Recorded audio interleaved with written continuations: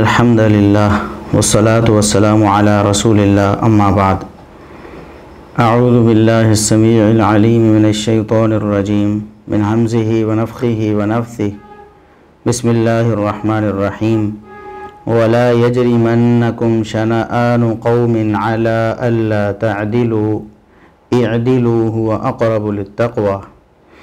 محترم ناظرین اور معزز سامعین، اصلاح میڈیا کے پلیٹ فارم سے بندہ ناچیز حافظ ابو یحییٰ آپ کی خدمت میں ایک دفعہ پھر حاضر ہے۔ ہمارا یہ جو لائیو سیشن ہے یہ سوموار اور جمعرات کو ہوتا ہے۔ پچھلا لائیو سیشن ہمارا مس ہو گیا کچھ وجوہات کی بنا پر۔ محمد بن ابی بکر، سیدنا ابو بکر صدیق رضی اللہ عنہ کے بیٹے محمد، یہ قتل ہوئے۔ ان کے قتل کے اصل حقائق کیا تھے اور اصل پس منظر کیا تھا اور روافظ اس کو کس طرح پیش کرتے ہیں۔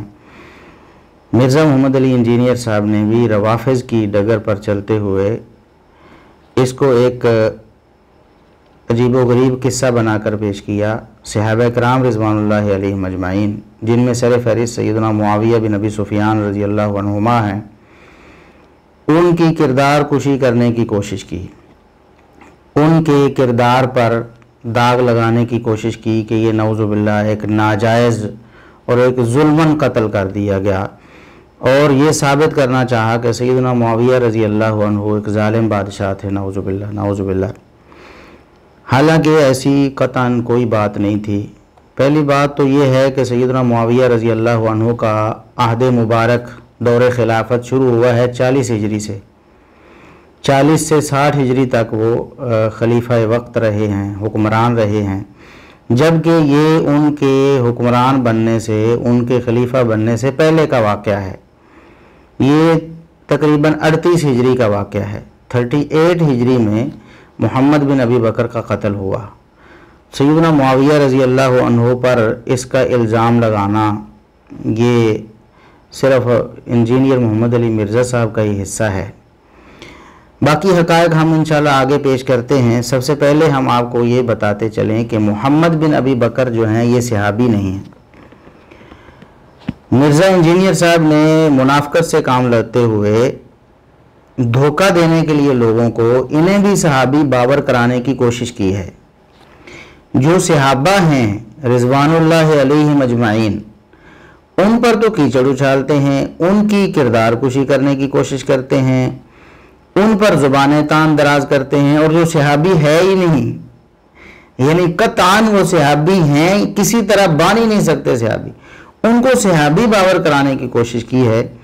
چنانچہ مرزا صاحب کہتے ہیں یہ کوئی عام شخص نہیں بلکہ شیر خوارگی کی حالت میں اس نے رسول اللہ صلی اللہ علیہ وسلم کی زیارت کی ہے، آمنا سامنا ہوا ہے، صحابی بھی آپ کہہ سکتے ہیں، تابعی تو ہیں ہی ہیں۔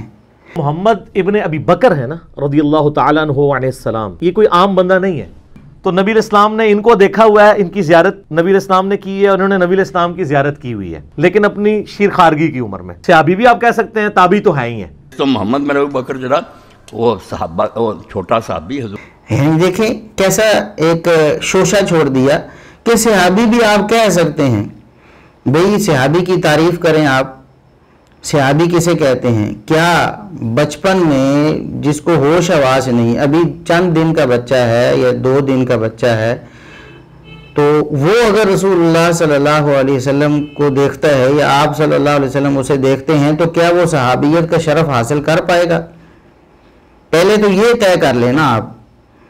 کیا آپ نے یہ نہیں دیکھا کہ امت نے، محدثین کرام نے محمد بن ابی بکر کو کیسے ڈیل کیا ہے؟ کیا انہیں صحابی قرار دیا؟ قطعاً نہیں۔ محمد بن ابی بکر صحابی نہیں ہیں، قطعاً نہیں ہیں۔ نبی کریم صلی اللہ علیہ وسلم کا کسی بچے کو دیکھ لینا، یا 1-2 دن 3-4 دن کی عمر میں کسی بچے، یا پیدا ہوتے ہی کسی بچے کا رسول اللہ صلی اللہ علیہ وسلم کے پاس اس کو لایا جانا اس کو صحابی نہیں بناتا ہے۔ ہم آپ کو بتاتے ہیں کہ سیدنا معاویہ رضی اللہ عنہ بالاتفاق صحابی، یعنی امت میں اہل سنت میں قطعاً کسی کا کوئی اختلاف نہیں ہے۔ روافظ تو ہیں ہی دشمنان صحابہ نا، وہ تو ابو بکر عمر عثمان رضی اللہ عنہم، طلحہ و زبیر کو بھی صحابی نہیں سمجھتے۔ سیدنا معاویہ رضی اللہ عنہ کی تو بات ہی انہوں نے کیا کرنی ہے۔ ہم بات کر رہے ہیں اہل السنہ والجماعہ کی، اہل سنت میں سے، امت مسلمہ میں سے ایک شخص لائیں جس نے سیدنا معاویہ رضی اللہ عنہ کی صحابیت کا انکار کیا، بالاتفاق صحابی، انجینئر صاحب صحابی مانتے ہیں انہیں، کہتے ہیں کہ وہ رسول اللہ صلی اللہ علیہ وسلم کے صحابی ہیں، اس کے باوجود ان کے خلاف زبانیں تان دراز کرتے ہیں، نعوذ باللہ ان کو بدعتی کہتے ہیں کہ انہوں نے فلاں بدعت جاری کر دی، وہ بھی جھوٹ بول کر، حالانکہ قطعاً انہوں نے ایسا نہیں کیا۔ اسی طرح ان پر جہنمی ہونے کا اطلاق کرنے کی بھی کوشش کرتے ہیں، نبی کریم صلی اللہ علیہ وسلم کی لعنت اور فرشتوں کی لعنت کا مصداق نعوذ باللہ بنانے کی ناکام کوشش کرتے ہیں۔ ان کی صحابیت کا حیا نہیں کرتے جو بالاتفاق صحابی ہیں، اور جو بالاتفاق صحابی ہے ہی نہیں محمد بن ابی بکر، اس کو صحابی بنانے کی کوشش میں ہے، کہتے ہیں صحابی بھی آپ کہہ سکتے ہیں۔ واہ جی واہ مرزا صاحب، یہ آپ کا کوئی خالہ جی کا گھر ہے جس کو مرضی صحابی بنا دیں اور جس کو مرضی اس کی بے عزتی کرنی شروع کر دیں، اس کی توہین اور گستاخی شروع کر دیں۔ تو محمد بن ابی بکر قطعاً صحابی نہیں ہے، نبی کریم صلی اللہ علیہ وسلم سے ہوش حواس میں انہوں نے کبھی ملاقات نہیں کی، تو اس عمر میں تو قطعاً ہوش حواس ہوتی ہی نہیں، نہ کسی کو کوئی پہچانتا ہے کہ یہ اللہ کے رسول صلی اللہ علیہ وسلم۔ صحابی وہ شخص ہوگا جو نبی کریم صلی اللہ علیہ وسلم کو کم از کم اس عمر میں ملے، ملاقات کرے کہ اس کو یہ ہوش حواس میں معلوم ہو کہ میں اللہ کے نبی صلی اللہ علیہ وسلم سے ملاقات کر رہا ہوں، وہ صحابی ہوتا ہے۔ صحابی کی تعریف اہل سنت کی کتابوں میں کیا ہے؟ صحابی کس کو کہا جائے گا؟ کچھ لوگوں نے تو دائرہ روایت کا وسیع کر رہے ہیں کہ ان کے حدیثیں بہت کٹی، یہی کہہ دیا کہ دور سے بھی دیکھا نا ہاں جی ہاں جی، وہ صحابی ہوگی۔ بہت سے جو نا بڑے بڑے محقق اصولی کو کہتے ہیں یار یہ صحبت جو نہیں، صحبت جو کہتے ہیں دیر تک آدمی ساتھ رہے، کچھ فائدہ اٹھائے، اس کی مجلس میں رہتے، وہ پھر شرطیں لگاتے ہیں کہ کوئی آپ کے ساتھ جہاد کیا ہو، کوئی دیر تک رہا، بات تو ان کی بدلی۔ اچھا، یہاں پر ایک اور بات بھی ہم عرض کرتے ہیں کہ نبی کریم صلی اللہ علیہ وسلم کی اتنی بشارتیں ہیں، آپ جنت کی بشارت ہے سیدنا معاویہ رضی اللہ عنہ کے لیے، نہیں مانتے۔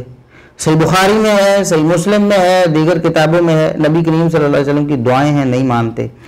یہاں ہم ایک اور حدیث آپ کے سامنے پیش کرنے کی سعادت حاصل کرتے ہیں، یہ سنن ابی داؤد کی 4650 نمبر حدیث ہے۔ یہ وہی حدیث ہے جس کو تروڑ مروڑ کر مرزا صاحب نے فلان کا لفظ تھا نا کہ کنت قائدا عند فلان فی مسجد الکوفہ، میں راوی کہتے ہیں ریا بن الحارث کہ میں مسجد کوفہ میں ایک شخص کے پاس بیٹھا ہوا تھا، فلاں شخص کے پاس، تو اس فلاں کو جھوٹ بول کر انہوں نے سیدنا معاویہ رضی اللہ عنہ بنانے کی کوشش کی، اور سنن کبریٰ نسائی سے ایک روایت پیش کی، حالانکہ اس میں بھی جھوٹ بولا، اس میں بھی سیدنا معاویہ رضی اللہ عنہ کا قطعاً وہاں ہونا یا فلاں سے مراد ہونا قطعاً ثابت نہیں ہوتا۔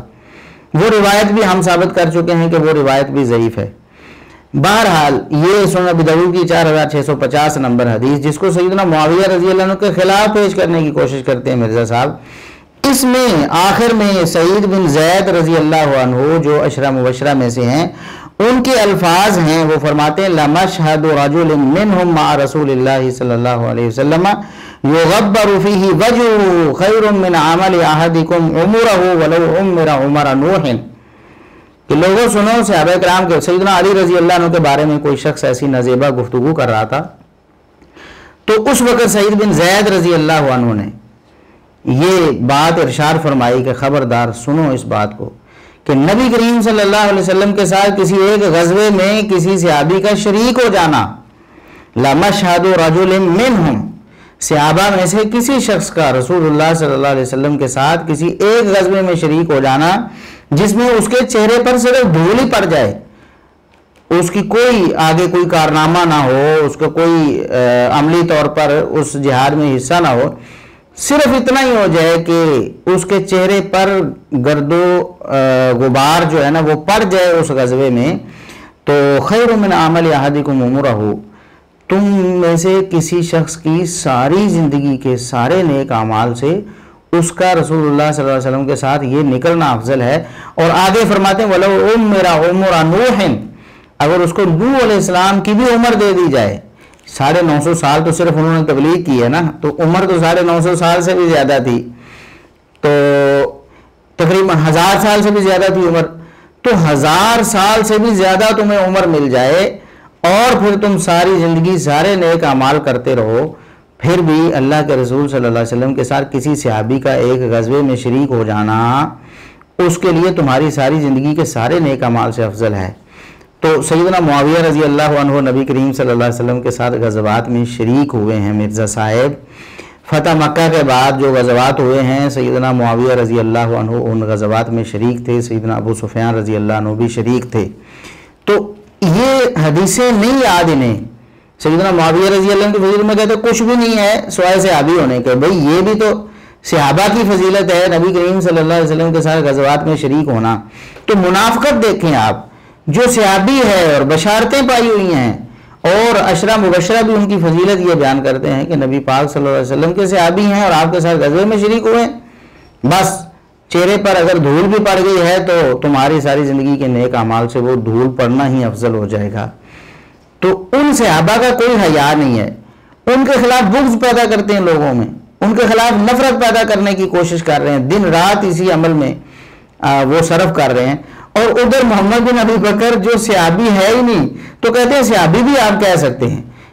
اندازہ دیکھیں بھئی، اگر صحابی ہونا کوئی فضیلت ہی نہیں ہے اور اس کا کوئی ادب ہی نہیں ہے، کوئی احترام ہی نہیں ہے، تو پھر محمد بن ابی بکر کو صحابی بنا کے بھی آپ کیا کرو گے؟ اور اگر صحابہ کی فضیلت اور مقام ہے تو سیدنا معاویہ رضی اللہ عنہ جو جلیل القدر صحابی ہیں ان کے خلاف بغض پالا ہوا ہے دل میں، ان کے خلاف نفرت کا کاروبار کرتے ہیں آپ، اور محمد بن ابی بکر کو صحابی بنا کر لوگوں کے سامنے یہ پیش کرنے کی کوشش کرتے ہیں کہ وہ تو بہت مقام والے تھے اور ان کو سیدنا معاویہ رضی اللہ عنہ نے شہید کروا دیا، نعوذ باللہ۔ تو دو باتیں ہیں، ایک تو سیدنا معاویہ رضی اللہ عنہ کا عہد مبارک 38 ہجری میں شروع نہیں ہوا تھا، جبکہ محمد بن ابی بکر 38 ہجری میں قتل ہو چکے تھے۔ دوسری بات یہ ہے کہ سیدنا معاویہ رضی اللہ عنہ پکے صحابی رسول بالاتفاق، اختلاف ہی نہیں ہے، اور محمد بن ابی بکر لازمی طور پر صحابی نہیں ہیں۔ تو جو صحابی ہیں اس کا ادب نہیں، اور جو صحابی نہیں ہے اس کو صحابی بنا کر اس کا ادب کروانا چاہ رہے ہیں، اور وہ بھی صرف سیدنا معاویہ رضی اللہ عنہ کی مخالفت میں۔ آگے جا کے ہم آپ کو بتائیں گے کہ وجہ کیا ہے، کیا وجہ ہے، کیوں یہ لوگ ایسا کرتے ہیں کہ صحابہ کے خلاف بغض پھیلاتے ہیں اور جو صحابی نہیں ہے اس کو بڑا چڑھا کر پیش کرنے کی کوشش کرتے ہیں اور صحابی بنانے کی کوشش کرتے ہیں۔ دوسری بات، دوسرا پوائنٹ یہ ہے کہ محمد بن ابی بکر کی شخصیت کیسی تھی۔ مرزا صاحب نے کوشش کیا کہ ان کو بہت بڑا اللہ کا ولی بنا کر پیش کریں اور یہ ثابت کرنے کی کوشش کریں کہ ان سے نیک تو بندہ ہی کوئی نہیں تھا، صحابہ میں سے بھی کوئی نہیں تھا۔ صحابہ اگر ایسے ان کے نزدیک ہوتے تو وہ صحابہ کے بارے میں ایسی باتیں نہ کرتے۔ ذرا وہ ان کی بات ذرا ملاحظہ فرمائیں آپ، پھر آپ کو اندازہ ہوگا کہ میں صحیح کہہ رہا ہوں۔ صحابہ سے بھی آگے بڑھانے کی کوشش کرتے ہیں۔ وہ کہتے ہیں کہ 30 سال سے کم عمر میں شہید ہو گئے لیکن رہتی دنیا تک اپنا اثر چھوڑ گئے۔ محمد بن ابی بکر کی بات ہو رہی۔ اللہ تعالی ہمیں ایسے نیک بندوں کا ساتھ نصیب فرمائے۔ صرف 30 سال کی عمر میں وہ شہید ہوئے لیکن آتی دنیا کے لیے اپنا اثر چھوڑ گئے۔ اللہ تعالیٰ ان سے راضی ہو، قیامت والے دن اللہ تعالیٰ ہمیں ایسے اپنے نیک بندوں کا ساتھ نصیب فرمائے۔ سیدنا معاویہ رضی اللہ عنہ کا ساتھ کبھی انہوں نے مانگا ہے اللہ سے، حالانکہ وہ بالاتفاق صحابی رسول ہیں اور جنت کی بشارت پانے والے ہیں اور بہت سارے فضائل و مناقب محمد رسول اللہ صلی اللہ علیہ وسلم کی زبانی، بلکہ قرآن کریم میں بھی اللہ رب العزت نے جو صحابہ کے فضائل بیان کیے ہیں تو سیدنا معاویہ رضی اللہ عنہ پر صادق آتے ہیں۔ لیکن کبھی انہوں نے نہیں کہا کہ اللہ رب العزت ہمیں سیدنا معاویہ رضی اللہ عنہ جیسے نیک لوگوں کا ساتھ نصیب فرمائے۔ وہاں بغض ہے، وہاں عداوت ہے، نعوذ باللہ۔ ان کی تو جنت کو ماننے کے لیے بھی تیار نہیں، اس کی بھی نفی کرنے کے لیے ایڑی چوٹی کا زور لگاتے ہیں، بودھی تعویلیں کر کے صحیح بخاری کی اور صحیح مسلم کی احادیث کا انکار کرنے کی کوشش کرتے ہیں جس میں نبی کریم صلی اللہ علیہ وسلم نے جنت کی بشارت دی ہے۔ 2799 نمبر حدیث دیکھ لیں، 2799 نمبر، نبی کریم صلی اللہ علیہ وسلم نے جنت کی بشارت دی ہے سیدنا معاویہ رضی اللہ عنہ کو، تو نہیں مانتے وہاں، اور نہ ان نیک لوگوں کا ساتھ پانے کی خواہش کرتے ہیں۔ محمد بن ابی بکر کو نیک بنا کے خود ہی کہتے اللہ تعالیٰ ہمیں اپنے ایسے نیک بندوں کا ساتھ نصیب فرمائے۔ اب ہم بتاتے ہیں کہ محمد بن ابی بکر کی شخصیت کیسی تھی۔ ہم یہاں جنت جہنم کے سرٹیفکیٹ تو تقسیم نہیں کر رہے، دیکھیں یہ تو صحابہ کرام کے بارے میں ہمارا اتفاقی عقیدہ اہل السنہ والجماعہ کا ہے، جیسا کہ قرآن میں اللہ رب العزت نے فرمایا وَكُلًّا وَعَدَ اللَّهُ الْحُسْنَى۔ صحابہ تو سارے کے سارے جنتی ہیں، صحابہ کے علاوہ جو لوگ ہیں ان کے بارے میں جنت کی گارنٹی نہیں ہے. ہاں نیک لوگ بھی ہو سکتے ہیں، برے لوگ بھی ہو سکتے ہیں، جنت میں بھی جا سکتے ہیں، جہنم میں بھی جا سکتے ہیں. موحد ہیں تو جہنم میں جا کر بعد میں جنت میں آ سکتے ہیں. ہم یہاں جنت جہنم کی بات نہیں کر رہے، بات کر رہے ہیں کہ ایک شخص کی شخصیت کیسی ہے، وہ کیسا شخص تھا. محمد بن ابی بکر، سیدنا ابوبکر صدیق رضی اللہ عنہ کا بیٹا ہونا یہ اس بات کی علامت نہیں ہے کہ وہ نیک ہی ہوگا. نوح علیہ السلام کا بیٹا، نبی کا بیٹا بھی ایسا ہو سکتا ہے. ابوبکر صدیق رضی اللہ عنہ کے بیٹے عبد الرحمن بن ابی بکر صحابی ہیں، نیک شخص تھے بالکل. ان کے بارے میں ہمارا پچھلا لیکچر گزر چکا ہے. وہ بھی جھوٹ بول کر مرزا صاحب نے اس کا بھی مدعا ڈالنے کی کوشش کی بنو امیہ پر، سیدنا معاویہ رضی اللہ عنہ پر، حالانکہ وہ قتل ہوئے ہی نہیں سرے سے. ان کی بہن سیدہ عائشہ رضی اللہ عنہا ہی گواہی دیتی ہیں کہ وہ قتل نہیں ہوئے بلکہ تبھی موت فوت ہوئے ہیں. مجھے ایک شبہ تھا، وہ اللہ رب العزت نے میرا دور کر دیا. تو یہ دیکھیں کتنے لوگ ہیں، بدبخت لوگ ہیں، سیدنا معاویہ رضی اللہ عنہ کی دشمنی پال کر جھوٹ بول کر ان کو قاتل بنانے کی کوشش کر رہے ہیں. عبد الرحمن بن ابی بکر رضی اللہ عنہ کا قتل ان پر ڈالنے کی کوشش کر رہے ہیں. اس پر ہم الحمدللہ مفصل لیکچر جو ہے وہ ریکارڈ کروا چکے ہیں. اب اس کی بھی حقیقت ہم آپ کو بتاتے ہیں، آگے سیدہ عائشہ رضی اللہ عنہا کی زبانی ہی بتائیں گے، لیکن ہم یہاں ذرا ذکر کر رہے ہیں محمد بن ابی بکر کی شخصیت کے بارے میں کہ یہ کیسی شخصیت تھی. جو اس دور کے لوگ تھے ان کا کیا خیال تھا محمد بن ابی بکر کے بارے میں، وہ کیا سمجھتے تھے. تابعین کے دور کی بات ہے، یہ بھی تابعی تھے محمد بن ابی بکر بھی. تو ہم عام کسی تابعی کی بات نہیں کریں گے، بلکہ مرزا صاحب جس کو خیر التابعین کہتے ہیں، یعنی جن کو مرزا صاحب کہتے ہیں سارے تابعین میں سے بہترین، سب سے بہتر چوٹی کے جو تابعی ہیں، ان میں سے ایک امام حسن بصری ہیں رحمہ اللہ تعالی. جلیل القدر تابعی ہیں، کسی کا کوئی اختلاف نہیں اہل سنہ والجماعہ کا. ان کی صداقت، دیانت، امانت میں مرزا صاحب کی زبانی بھی آپ سن لیں. مرزا صاحب کہتے ہیں کہ وہ خیر التابعین ہیں، یعنی جو سب سے بہترین، سب سے نیک اور سب سے زیادہ علم والے، زیادہ فضل والے تابعین تھے. ان میں سے امام حسن بصری، وہ تین کا نام لیتے ہیں، ان میں سے ایک حسن بصری ہیں. تو امام حسن بصری جو خیر التابعین ہیں، وہ اس تابعی محمد بن ابی بکر کے بارے میں کیا کہتے ہیں. الطبقات الکبریٰ ہے امام ابن سعد رحمہ اللہ تعالیٰ کی، جس کو طبقات ابن سعد کہتے ہیں اردو میں. اس میں روایت ہے صحیح سند کے ساتھ. امام ابن سعد رحمہ اللہ تعالیٰ فرماتے ہیں اخبرنا عمرو بن عاصم الکلابی قال اخبرنا ابو الاشہبی قال اخبرنا الحسن. اب دو واسطے ہیں درمیان میں امام حسن بصری اور امام ابن سعد کے درمیان. عمرو بن عاصم الکلابی ثقہ ہیں، ان کے استاد ہیں ابو الاشہب، وہ بھی ثقہ ہیں. ابو الاشہب بیان کرتے ہیں حسن بصری سے اور اخبرنا کہہ کر، حالانکہ ابو الاشہب تو ویسے بھی مدلس نہیں ہے، لیکن پھر بھی وہ اخبرنا کہہ رہے ہیں کہ حسن بصری نے ہمیں یہ بات بتائی. اب اس روایت میں الفاظ کیا، وہ پوری روایت ہم آگے ذکر کریں گے جہاں پر اس کا موقع ہوگا. یہاں ہم صرف محمد بن ابی بکر کی شخصیت کے بارے میں بات کرتے ہیں. وہ فرماتے ہیں کہ اخذ الفاسق بن ابی بکر، محمد بن ابی بکر جو ہے نا فاسق شخص تھا، اس کو پکڑ لیا گیا. پکڑ کر کیا ہوا وہ آگے ہم بتاتے ہیں. قال ابو الاشہبی، ابو الاشہب کہتے ہیں وکان الحسن لا یسمیہ باسمہ انما کان یسمیہ الفاسق. حسن بصری جو خیر التابعین ہیں، مرزا صاحب کی زبانی بھی خیر التابعین ہیں، خیر التابعین نیک ترین تابعی، وہ کیا کہتے ہیں. ابو الاشہب ان کے شاگرد بیان کرتے ہیں کہ وہ محمد بن ابی بکر کا نام محمد نہیں لیا کرتے تھے، اس کی حرکتوں اور کرتوتوں کی وجہ سے اس کو فاسق کہا کرتے تھے.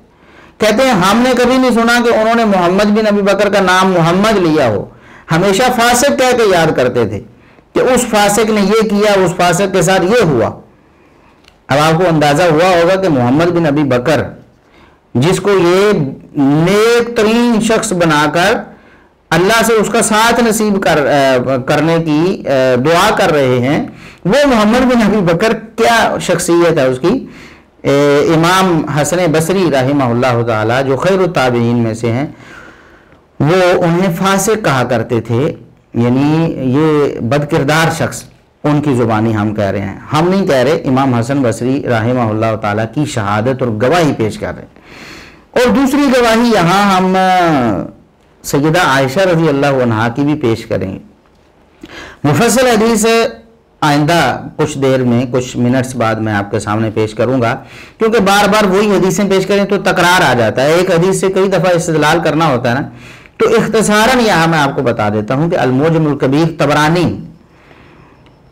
اس میں حسن درجے کی حدیث موجود ہے، سیدہ عائشہ رضی اللہ عنہا وہ بد دعا کیا کرتی تھی محمد بن ابی بکر کے لیے، کہتے تھے اللہ تعالیٰ اس شخص کو تباہ کرے، اس کو قتل کرے، اللہ رب العزت سے بدلہ لے اس نے جو کیا ہے۔ وہ کیا کیا ہے وہ ہم آگے انشاءاللہ آپ کو بتاتے ہیں۔ اقاد اللہ ابن ابی بکر بہی، اللہ تعالیٰ ابن ابی بکر سے بدلہ لے اس بات کا۔ اور آگے راوی کہتا ہے، جو بیان کرنے والا ہے وہ کہتا ہے کہ میں نے دیکھا کہ جن لوگوں کے بارے میں محمد بن ابی بکر اور اسی طرح مالک بن اشتر، اسی طرح کچھ اور لوگ تھے، ان کا نام لے کر سیدہ عائشہ رضی اللہ عنہا نے بد دعا کی، اور وہ کہتا ہے کہ میں نے دیکھا سب کو بد دعا لگی سیدہ عائشہ رضی اللہ عنہا کی، محمد بن ابی بکر کو بھی بد دعا لگی کہ وہ قتل ہوا، محمد بن ابی بکر کو سیدہ عائشہ رضی اللہ عنہا کی بد دعا لگی۔ اب آگے ہم ذکر کرتے ہیں کہ مرزا صاحب نے کتنے جھوٹ بولے ہیں اس بارے میں، انشاءاللہ وہ آگے ذکر کرتے ہیں، لیکن یہاں ہم آپ کو بتانا چاہتے ہیں محمد بن ابی بکر کی پرسنالٹی یا شخصیت کوئی ایسی آئیڈیل نہیں تھی، ایسے کوئی بہت نیک شخص نہیں تھے کہ جن کے ساتھ حشر کرنے کی مرزا صاحب تمنا کر رہے ہیں آپ۔ وہ خیر التابعین کے نزدیک فاسق، اور اپنی بہن سیدہ عائشہ رضی اللہ عنہ ام المومنین عائشہ صدیقہ طاہرہ مطہرہ رضی اللہ عنہ، ان کے بقول وہ اچھے شخص نہیں تھے، بلکہ وہ بد دعا کرتی تھی ان کے لیے کہ اللہ رب العزت ان سے بدلہ لے، ان کو اللہ رب العزت عبرت کا نشان بنائے لوگوں کے لیے، اور وہ ان کی بد دعا پوری ہو گئی۔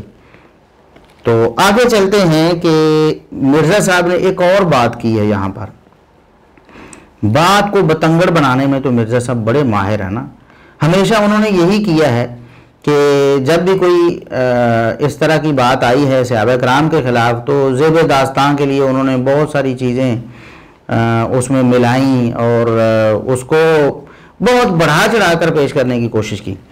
اب اس حوالے سے بعض روایات آئی ہیں کہ محمد بن ابی بکر کو جب قتل کیا گیا، اب یہ ہم بتانے والے ہیں کہ قتل کس نے کیا اور کیوں کیا، وہ انشاءاللہ ذرا آخر میں دلچسپی بھی برقرار رہے گی۔ تو ان کی لاش کو گدھے میں ڈال کر، گدھے کی کھال میں ڈال کر جلا دیا گیا، یعنی یہ ثابت کرنا چاہتے ہیں بنو امیہ نے بڑے ظلم کیے ہیں اور صحابہ پر کیے ہیں۔ محمد بن ابی بکر تو صحابی بھی نہیں ہے، اور سیدنا معاویہ رضی اللہ عنہ کا دور بھی نہیں ہے، سیدنا علی رضی اللہ عنہ کا دور تھا نا 38 ہجری میں، 38 ہجری میں جب محمد بن ابی بکر قتل ہوئے۔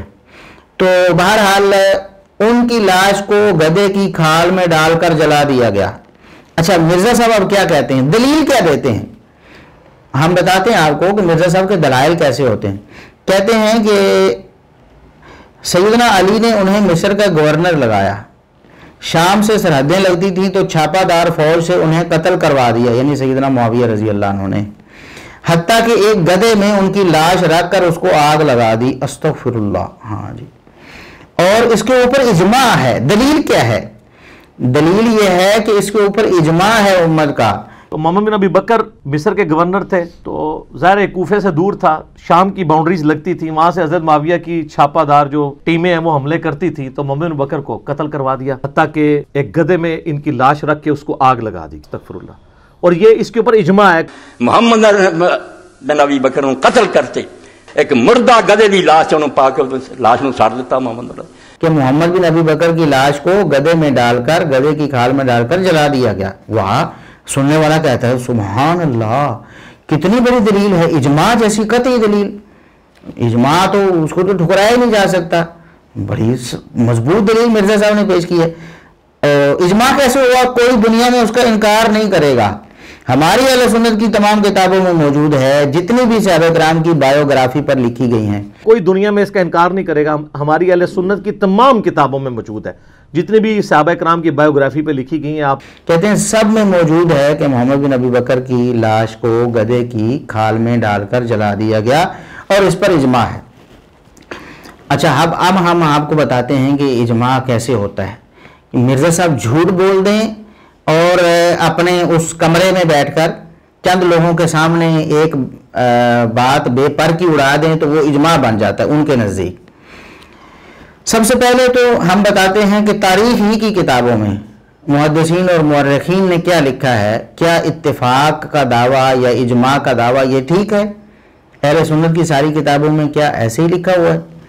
پہلی کتاب 240 ہجری میں فوت ہونے والے امام خلیفہ بن خیاط ہیں، امام بخاری رحمۃ اللہ علیہ کے دور کے بندے ہیں، یعنی اندازہ کریں کہ کس پائے کے یہ مورخ ہیں پہلے دور کے۔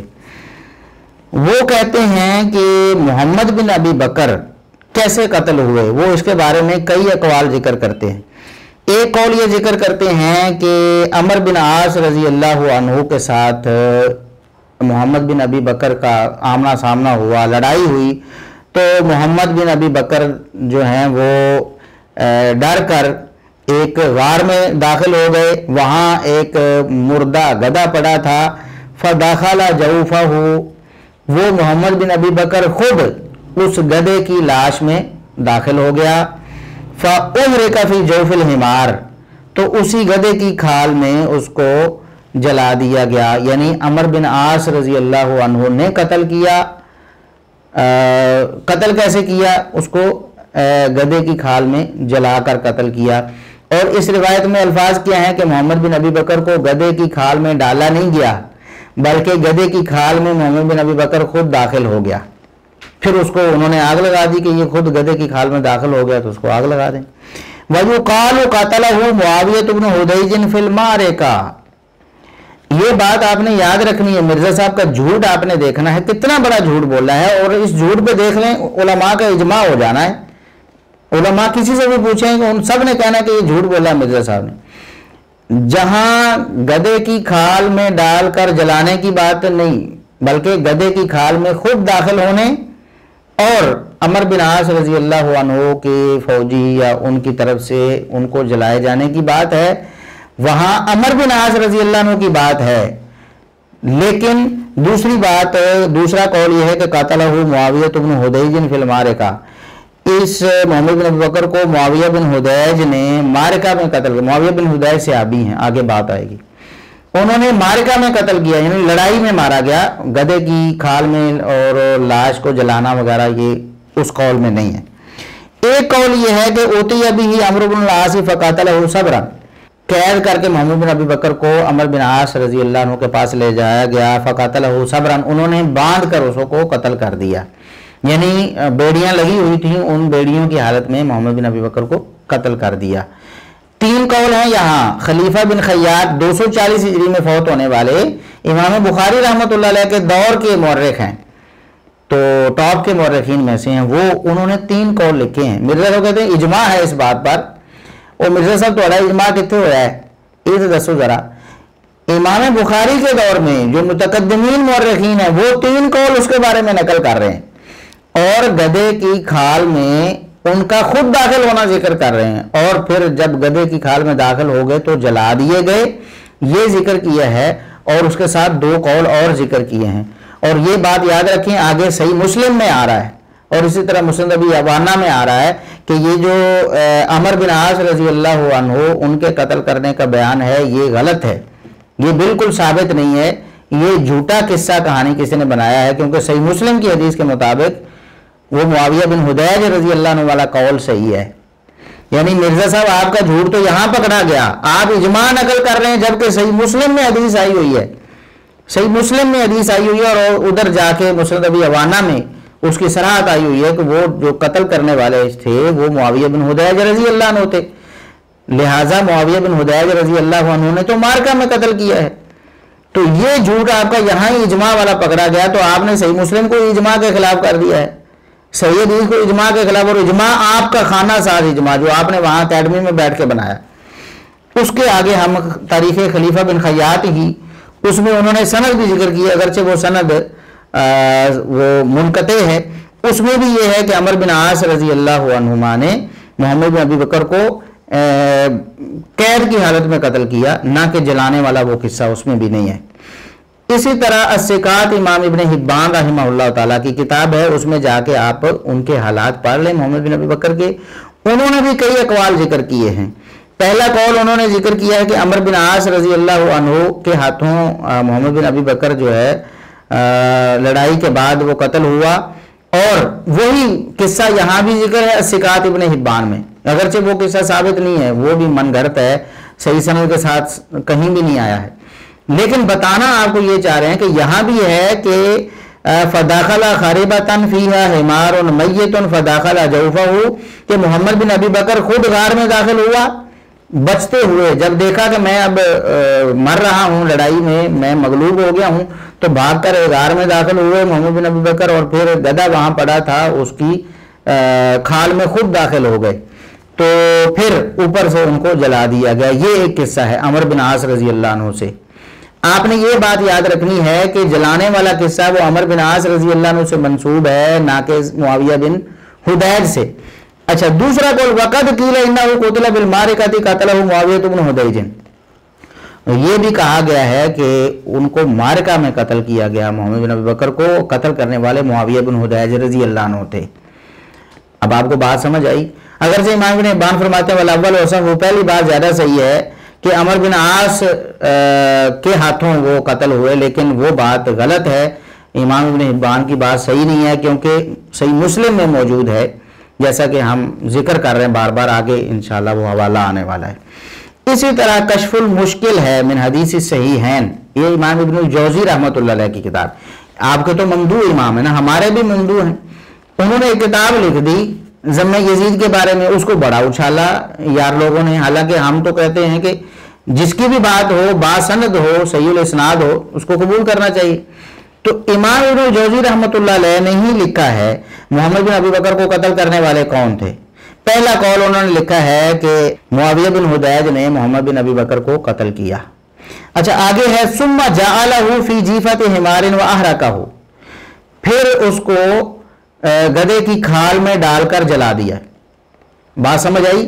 پہلے آپ نے کیا پڑھا ہے امام ابن حبان کی کتاب میں، اور اس سے پہلے خلیفہ بن خیاط وغیرہ کی کتاب میں، کہ عمر بن عاص رضی اللہ عنہ سے یہ منسوب ہے کہ انہوں نے محمد بن ابی بکر کو جلایا تھا، لیکن گدھے کی کھال میں محمد بن ابی بکر خود داخل ہوئے۔ یہاں کیا ہے، یہ کشف المشکل ہے امام ابن الجوزی کی، اور وہ نقل کر رہے ہیں یعقوب بن سفیان فسوی کی تاریخ سے۔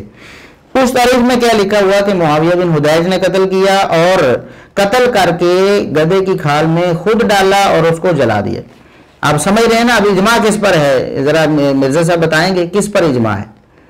معاویہ بن حدیج رضی اللہ عنہ پیچھے ہے کہ وہ مارکہ میں انہوں نے قتل کیا، عمر بن عاص رضی اللہ عنہما نے جلایا تھا۔ یہاں کیا ہے، معاویہ بن حدیج رضی اللہ عنہ نے قتل کر کے جلایا ہے۔ اور دوسری روایت کیا ہے اسی کتاب میں امام ابن الجوزی رحمۃ اللہ علیہ کی، کہ علی رضی اللہ عنہ نے محمد بن ابی بکر کو مصر کا امیر بنا کر بھیجا، عمر بن عاص رضی اللہ عنہ نے انہیں قتل کر دیا۔ عمر بن عاص نے مصر فتح کر لیا اور محمد بن ابی بکر کو قتل کر دیا۔ تو اب دیکھ لیں تیسرا قول وفی روایت اخری ان عمرو بن العاص قتلہ، پچھلی روایت میں ہے کہ عمر بن عاص کے ساتھ معاویہ بن حدیج بھی تھے، اور اس روایت میں ہے کہ نہیں، صرف عمر بن عاص رضی اللہ عنہ تھے جنہوں نے محمد بن ابی بکر کو قتل کیا۔ آپ دیکھیں ابن الجوزی رحمۃ اللہ علیہ کیا کہہ رہے والاول وصح والاول الصحیح، وہ کہہ رہے ہیں کہ پہلا قول یعنی معاویہ بن حدیج کا محمد بن ابی بکر کو قتل کرنا یہ صحیح ترین قول ہے۔ پیچھے آپ نے کیا پڑھا، امام ابن حبان نے کیا کہا کہ محمد بن ابی بکر کو کس نے قتل کیا تھا؟ وہ کہتے تھے کہ عمر بن عاص رضی اللہ عنہ نے قتل کیا، یہ زیادہ صحیح ہے۔ اور ابن الجوزی کیا کہتے ہیں، زیادہ صحیح یہ ہے کہ معاویہ بن حدیج نے قتل کیا۔ اب بات سمجھ رہے نا؟ اس کو اجماع کہتے ہیں مرزا صاحب، یعنی بات میں اختلاف، ایک جز بھی ایسا نہیں جس میں اتفاق ہوا ہو کبھی اہل تاریخ کا کہ محمد بن ابی بکر کیسے قتل ہوئے ہیں۔ اب امام نووی رحمۃ اللہ علیہ کیا لکھتے ہیں، 676 ہجری میں فوت ہوئے، شارح صحیح مسلم ہے، صحیح مسلم کی شرح میں۔ اب وہ حدیث بھی انشاءاللہ آگے آئے گی جس کو مرزا صاحب نے بگاڑ دیا، خیانت کرتے ہوئے، جھوٹ بولتے ہوئے، تحریف کرتے ہوئے اس کو بگاڑ دیا۔ اس میں محمد بن ابی بکر کے قتل کا ذکر تھا اور صحیح سینیریو بیان کیا گیا تھا، وہ انشاءاللہ آگے آئے گا۔ تو امام نووی رحمۃ اللہ علیہ لکھتے ہیں وقت الفو فی صفت قتل محمد ھذا، یہ جو محمد ہے نا، محمد بن ابی بکر، ان کے قتل کے بارے میں، ان کی کیفیت کے بارے میں بہت زیادہ اختلاف ہے۔ قیل فی المعرکہ، ایک قول یہ ہے کہ معرکہ میں قتل کیا گیا انہیں، وقیل بل قتل اسیرا بعدہا، بلکہ ایک قول یہ ہے کہ مارکے کے بعد ان کو باندھ کر قتل کر دیا گیا، مارکے کے دوران نہیں قتل کیا گیا۔ وقیل وجد بعدہا فی خربۃ فی جوف حمار میت فاحرقوہ، ایک قول یہ ہے کہ انہیں ایک ویران جگہ میں دیکھا گیا کہ وہ ایک گدھے کی کھال میں خود داخل ہوئے تھے، تو ان کو اوپر سے جلا دیا گیا۔ تین قول امام نووی رحمۃ اللہ علیہ نے بھی نقل کیے، تو کہ یہ اجماع ہے مرزا صاحب، یعنی کتنا بڑا جھوٹ بولا ہے آپ نے۔ سارے مورخین، اچھا اجماع کس بات پر ہے؟ مورخین کا اجماع اس بات پر ہے کہ محمد بن ابی بکر کے قتل کی کیفیت مختلف لوگوں نے بیان کی ہے، کوئی ایک کیفیت جس کو ہم ٹھوس بنیادوں پہ ثابت کر سکیں وہ نہیں ہے۔ کیلا ایک قول یہ ہے، ایک قول یہ ہے، یہ اجماع تو اس بات پر ہے کہ محمد بن ابی بکر کی لاش کو گدھے میں ڈال کر جلانے پہ اجماع نہیں ہے، اس بات پر مورخین سارے متفق ہیں۔ اور مرزا صاحب آپ جھوٹ بول کر سیدنا معاویہ رضی اللہ عنہ کی دشمنی میں، بنو امیہ کی دشمنی میں جھوٹ بول کر آپ اجماع کا جھوٹا دعویٰ کر رہے ہیں۔ آپ کو خود سو خدا کا خوف کرنا چاہیے، آپ کچھ تو شرم آنی چاہیے آپ کو، آپ لوگوں کے سامنے حق بیان کریں اور انہیں بتائیں کہ میں نے یہ غلط بات کی تھی۔ اسی طرح امام قرطبی رحمہ اللہ تعالیٰ 656 ہجری میں فوت ہوئے ہیں، المفہم ان کی کتاب ہے، اس میں وقت طلف فی کیفیت قتل محمد بن ابی بکر، مرزا صاحب ترجمہ اس کا یہ ہے کہ محمد بن ابی بکر کے قتل کی کیفیت میں اختلاف کیا گیا ہے، یعنی اتفاق اور اجماع نہیں ہے، اختلاف ہے۔ فقیل قتل فی المعرکہ، ایک قول یہ ہے کہ معرکہ میں قتل کر دیے گئے، وقیل جیء بہ اسیرا فقتل، ان کو قیدی بنا کر لایا گیا پھر قتل کر دیا گیا۔ وقیل ایک قول یہ ہے کہ داخل بعد الہزیمت خاربۃ، وہ خود جنگ میں یا لڑائی میں ہارنے کے بعد ایک ویران جگہ میں چلے گئے، فوجد فیہا حمارا میتا، وہاں ایک مردہ گدھا پڑا تھا، تو فدخل فی جوفہ، اس کے پیٹ میں وہ داخل ہو گئے، خود داخل ہو گئے، فاحرق فیہ، بعد میں اسی میں ان کو جلا دیا گیا۔ تو مرزا صاحب یہ اتفاق اور اجماع والا جھوٹ آپ اس سے توبہ کریں۔ لوگ بھی جو سننے والے ہیں، مرزا صاحب کو سننے والے، ہم ان سے یہ اپیل کرتے ہیں، ان کو یہ دعوت فکر دیتے ہیں کہ مرزا صاحب کے جھوٹ سن کر آپ ان سے پوچھا کریں، بھئی مرزا صاحب یہ جو آپ نے جھوٹ بولا ہے کیوں بولا ہے؟ آخر کیا مجبوری بن گئی؟ اجماع کا دعویٰ کیوں کر دیا آپ نے؟ وہ اجماع کا دعویٰ محدثین کرتے ہیں، بڑے بڑے وسیع الاطلاع جو ہوتے ہیں وہ اجماع کا دعویٰ کرتے ہیں، اور بسا اوقات ان سے بھی کوئی بات رہ جاتی ہے جو اختلاف والی ہے، تو بعد والے ان سے بھی اختلاف کر لیتے ہیں کہ آپ کا یہ دعویٰ ٹھیک نہیں ہے، کیونکہ یہ دلیل آ گئی ہے کہ اس معاملے میں اتفاق نہیں تھا۔ مرزا صاحب آپ بالکل کورے ہیں، آپ عربی کا ایک لفظ نہیں پڑھ سکتے، تو آپ نے اجماع کا دعویٰ کر دیا جھوٹ بولتے ہوئے بیٹھے اور کہہ دیا کہ اس پر اجماع ہے کہ ان کی لاش کو گدھے کی کھال میں ڈال کر جلا دیا گیا۔ نعوذ باللہ۔ اس بارے میں جتنی بھی روایات، پہلے میں یہ بھی بتا دوں کہ مصنف ابن ابی شیبہ وغیرہ میں اس حوالے سے روایات ہیں، ساری کی ساری ضعیف ہیں۔ مثال کے طور پر مصنف ابن ابی شیبہ میں 30709 نمبر روایت ہے، 30709 نمبر، اس میں یہ ہے کہ قیس بن سعد نے محمد بن ابی بکر کو پہلے ہی بتایا تھا اس کی زندگی میں کہ تم ایسے کرو، کیونکہ پہلے یہ گورنر تھے اس روایت کے مطابق، قیس بن سعد وہاں کے گورنر تھے، بعد میں سیدنا علی رضی اللہ عنہ نے محمد بن ابی بکر کو گورنر بنا کر وہاں بھیج دیا۔ تو قیس بن سعد نے کہا محمد بن ابی بکر میری بات مانو، اگر تم میری بات نہیں مانو گے، جس طرح میں بتاتا ہوں پلاننگ آپ کو، اگر آپ اس طرح نہیں کرو گے تو تمہیں گدھے کی کھال میں ڈال کر جلا دیا جائے گا۔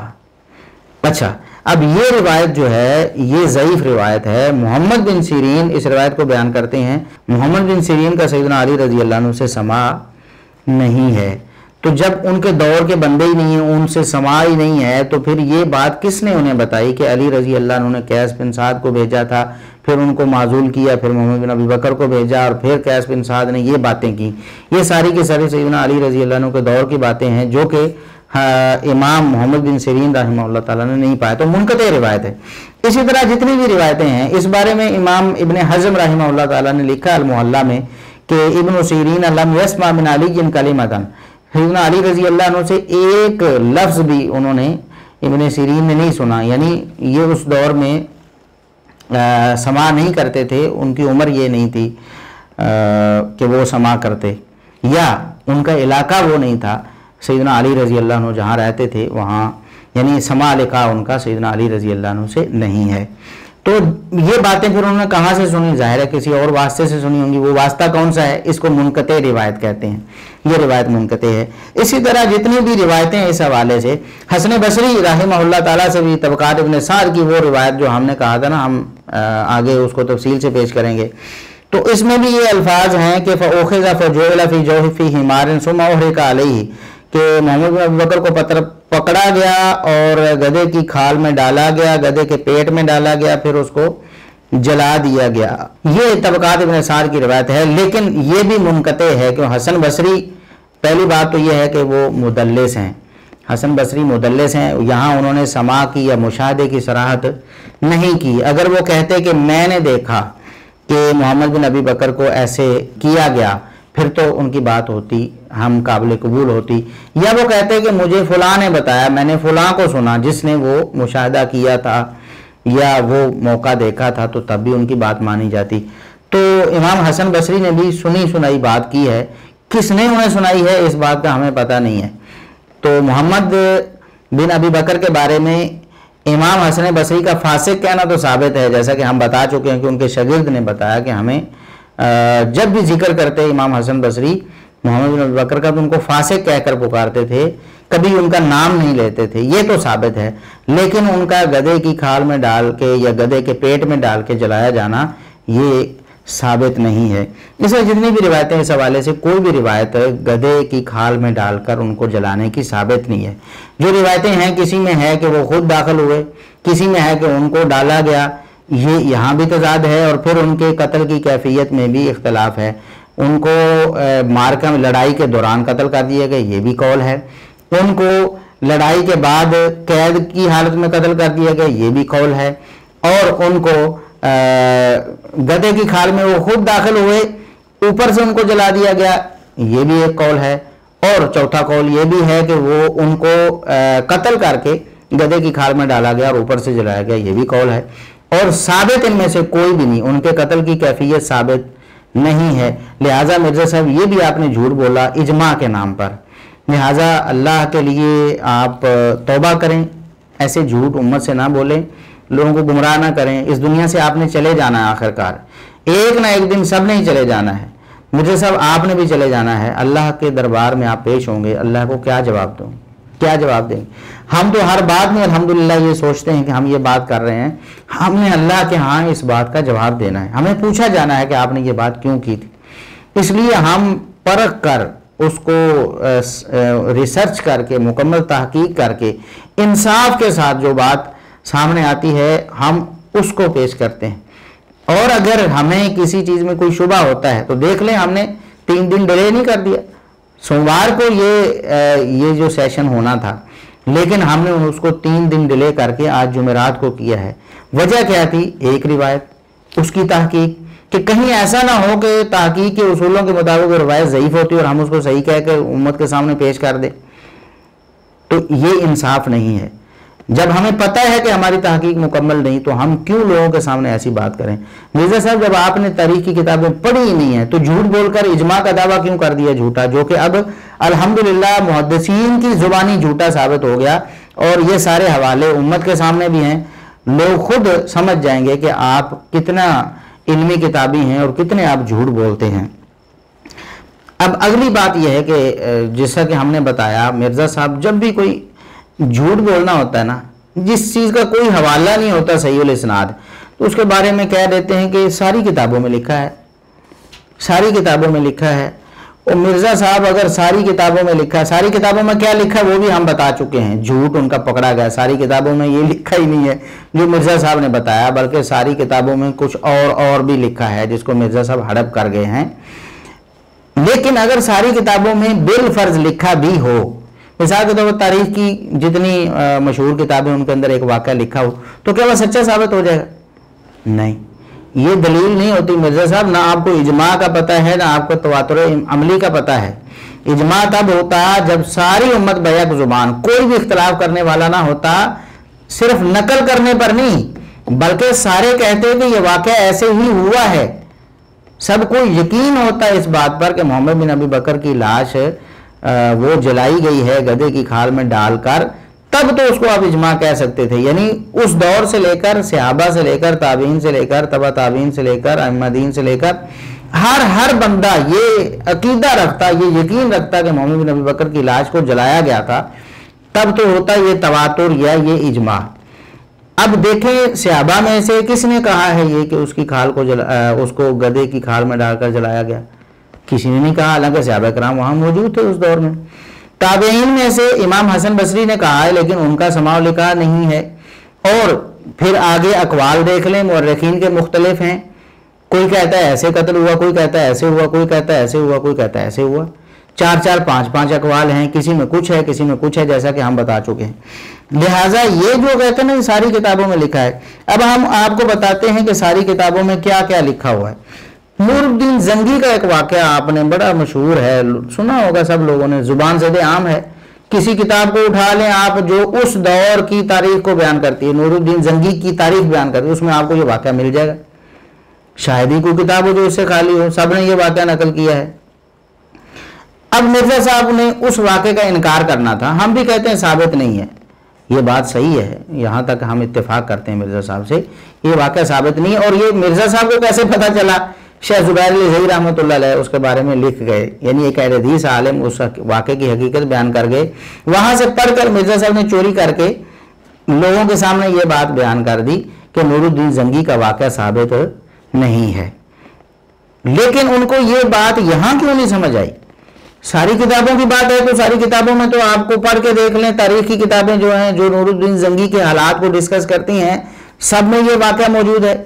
اس کے باوجود مرزا صاحب کیا کہتے ہیں؟ نور الدین زنگی کی زندگی کا واقعہ لکھا تھا کہ یہودی آپ کی قبر مبارک سے جسم مبارک چوری کرنے لگے تھے، توبہ توبہ شرم نہیں آتی انہیں. یعنی یہ کہتے ہیں کہ یہ جھوٹا واقعہ ہے، لوگوں کو شرم نہیں آتی.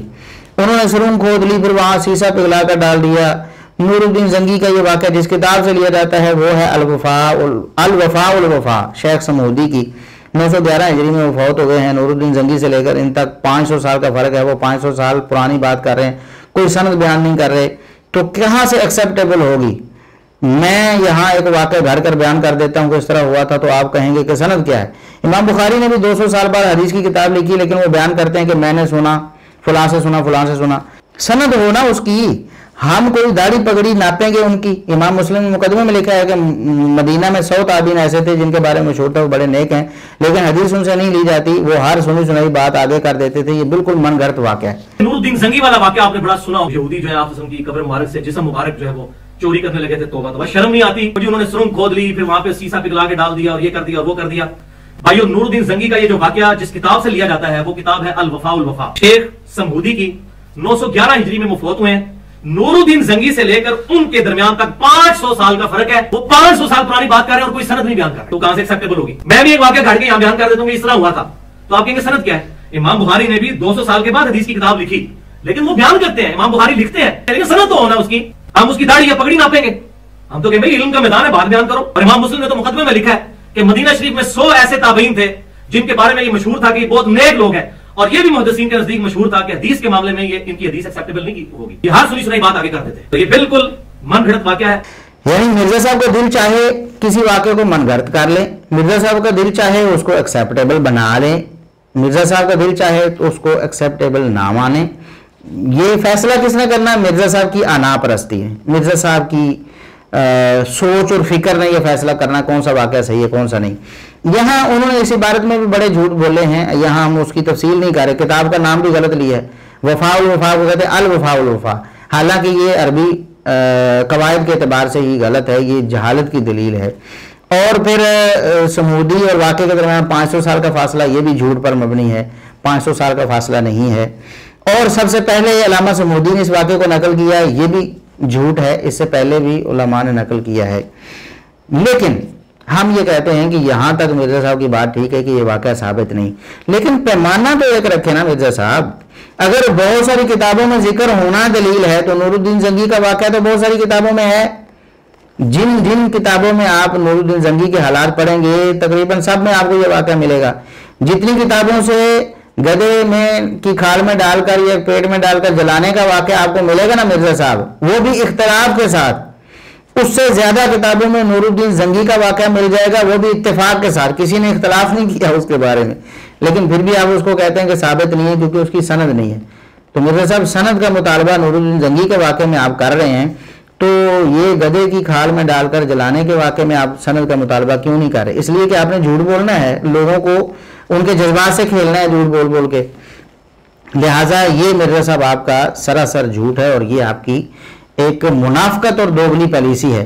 اور اس سے بھی پہلے ہم کہتے ہیں کہ یہ جو سیدنا علی رضی اللہ عنہ نے سورج پلٹا دیا یہ واقعہ ہے، یا مولود کعبہ ہونے کا واقعہ بیان کیا جاتا ہے، وہ بھی کتنی کتابوں میں ہے.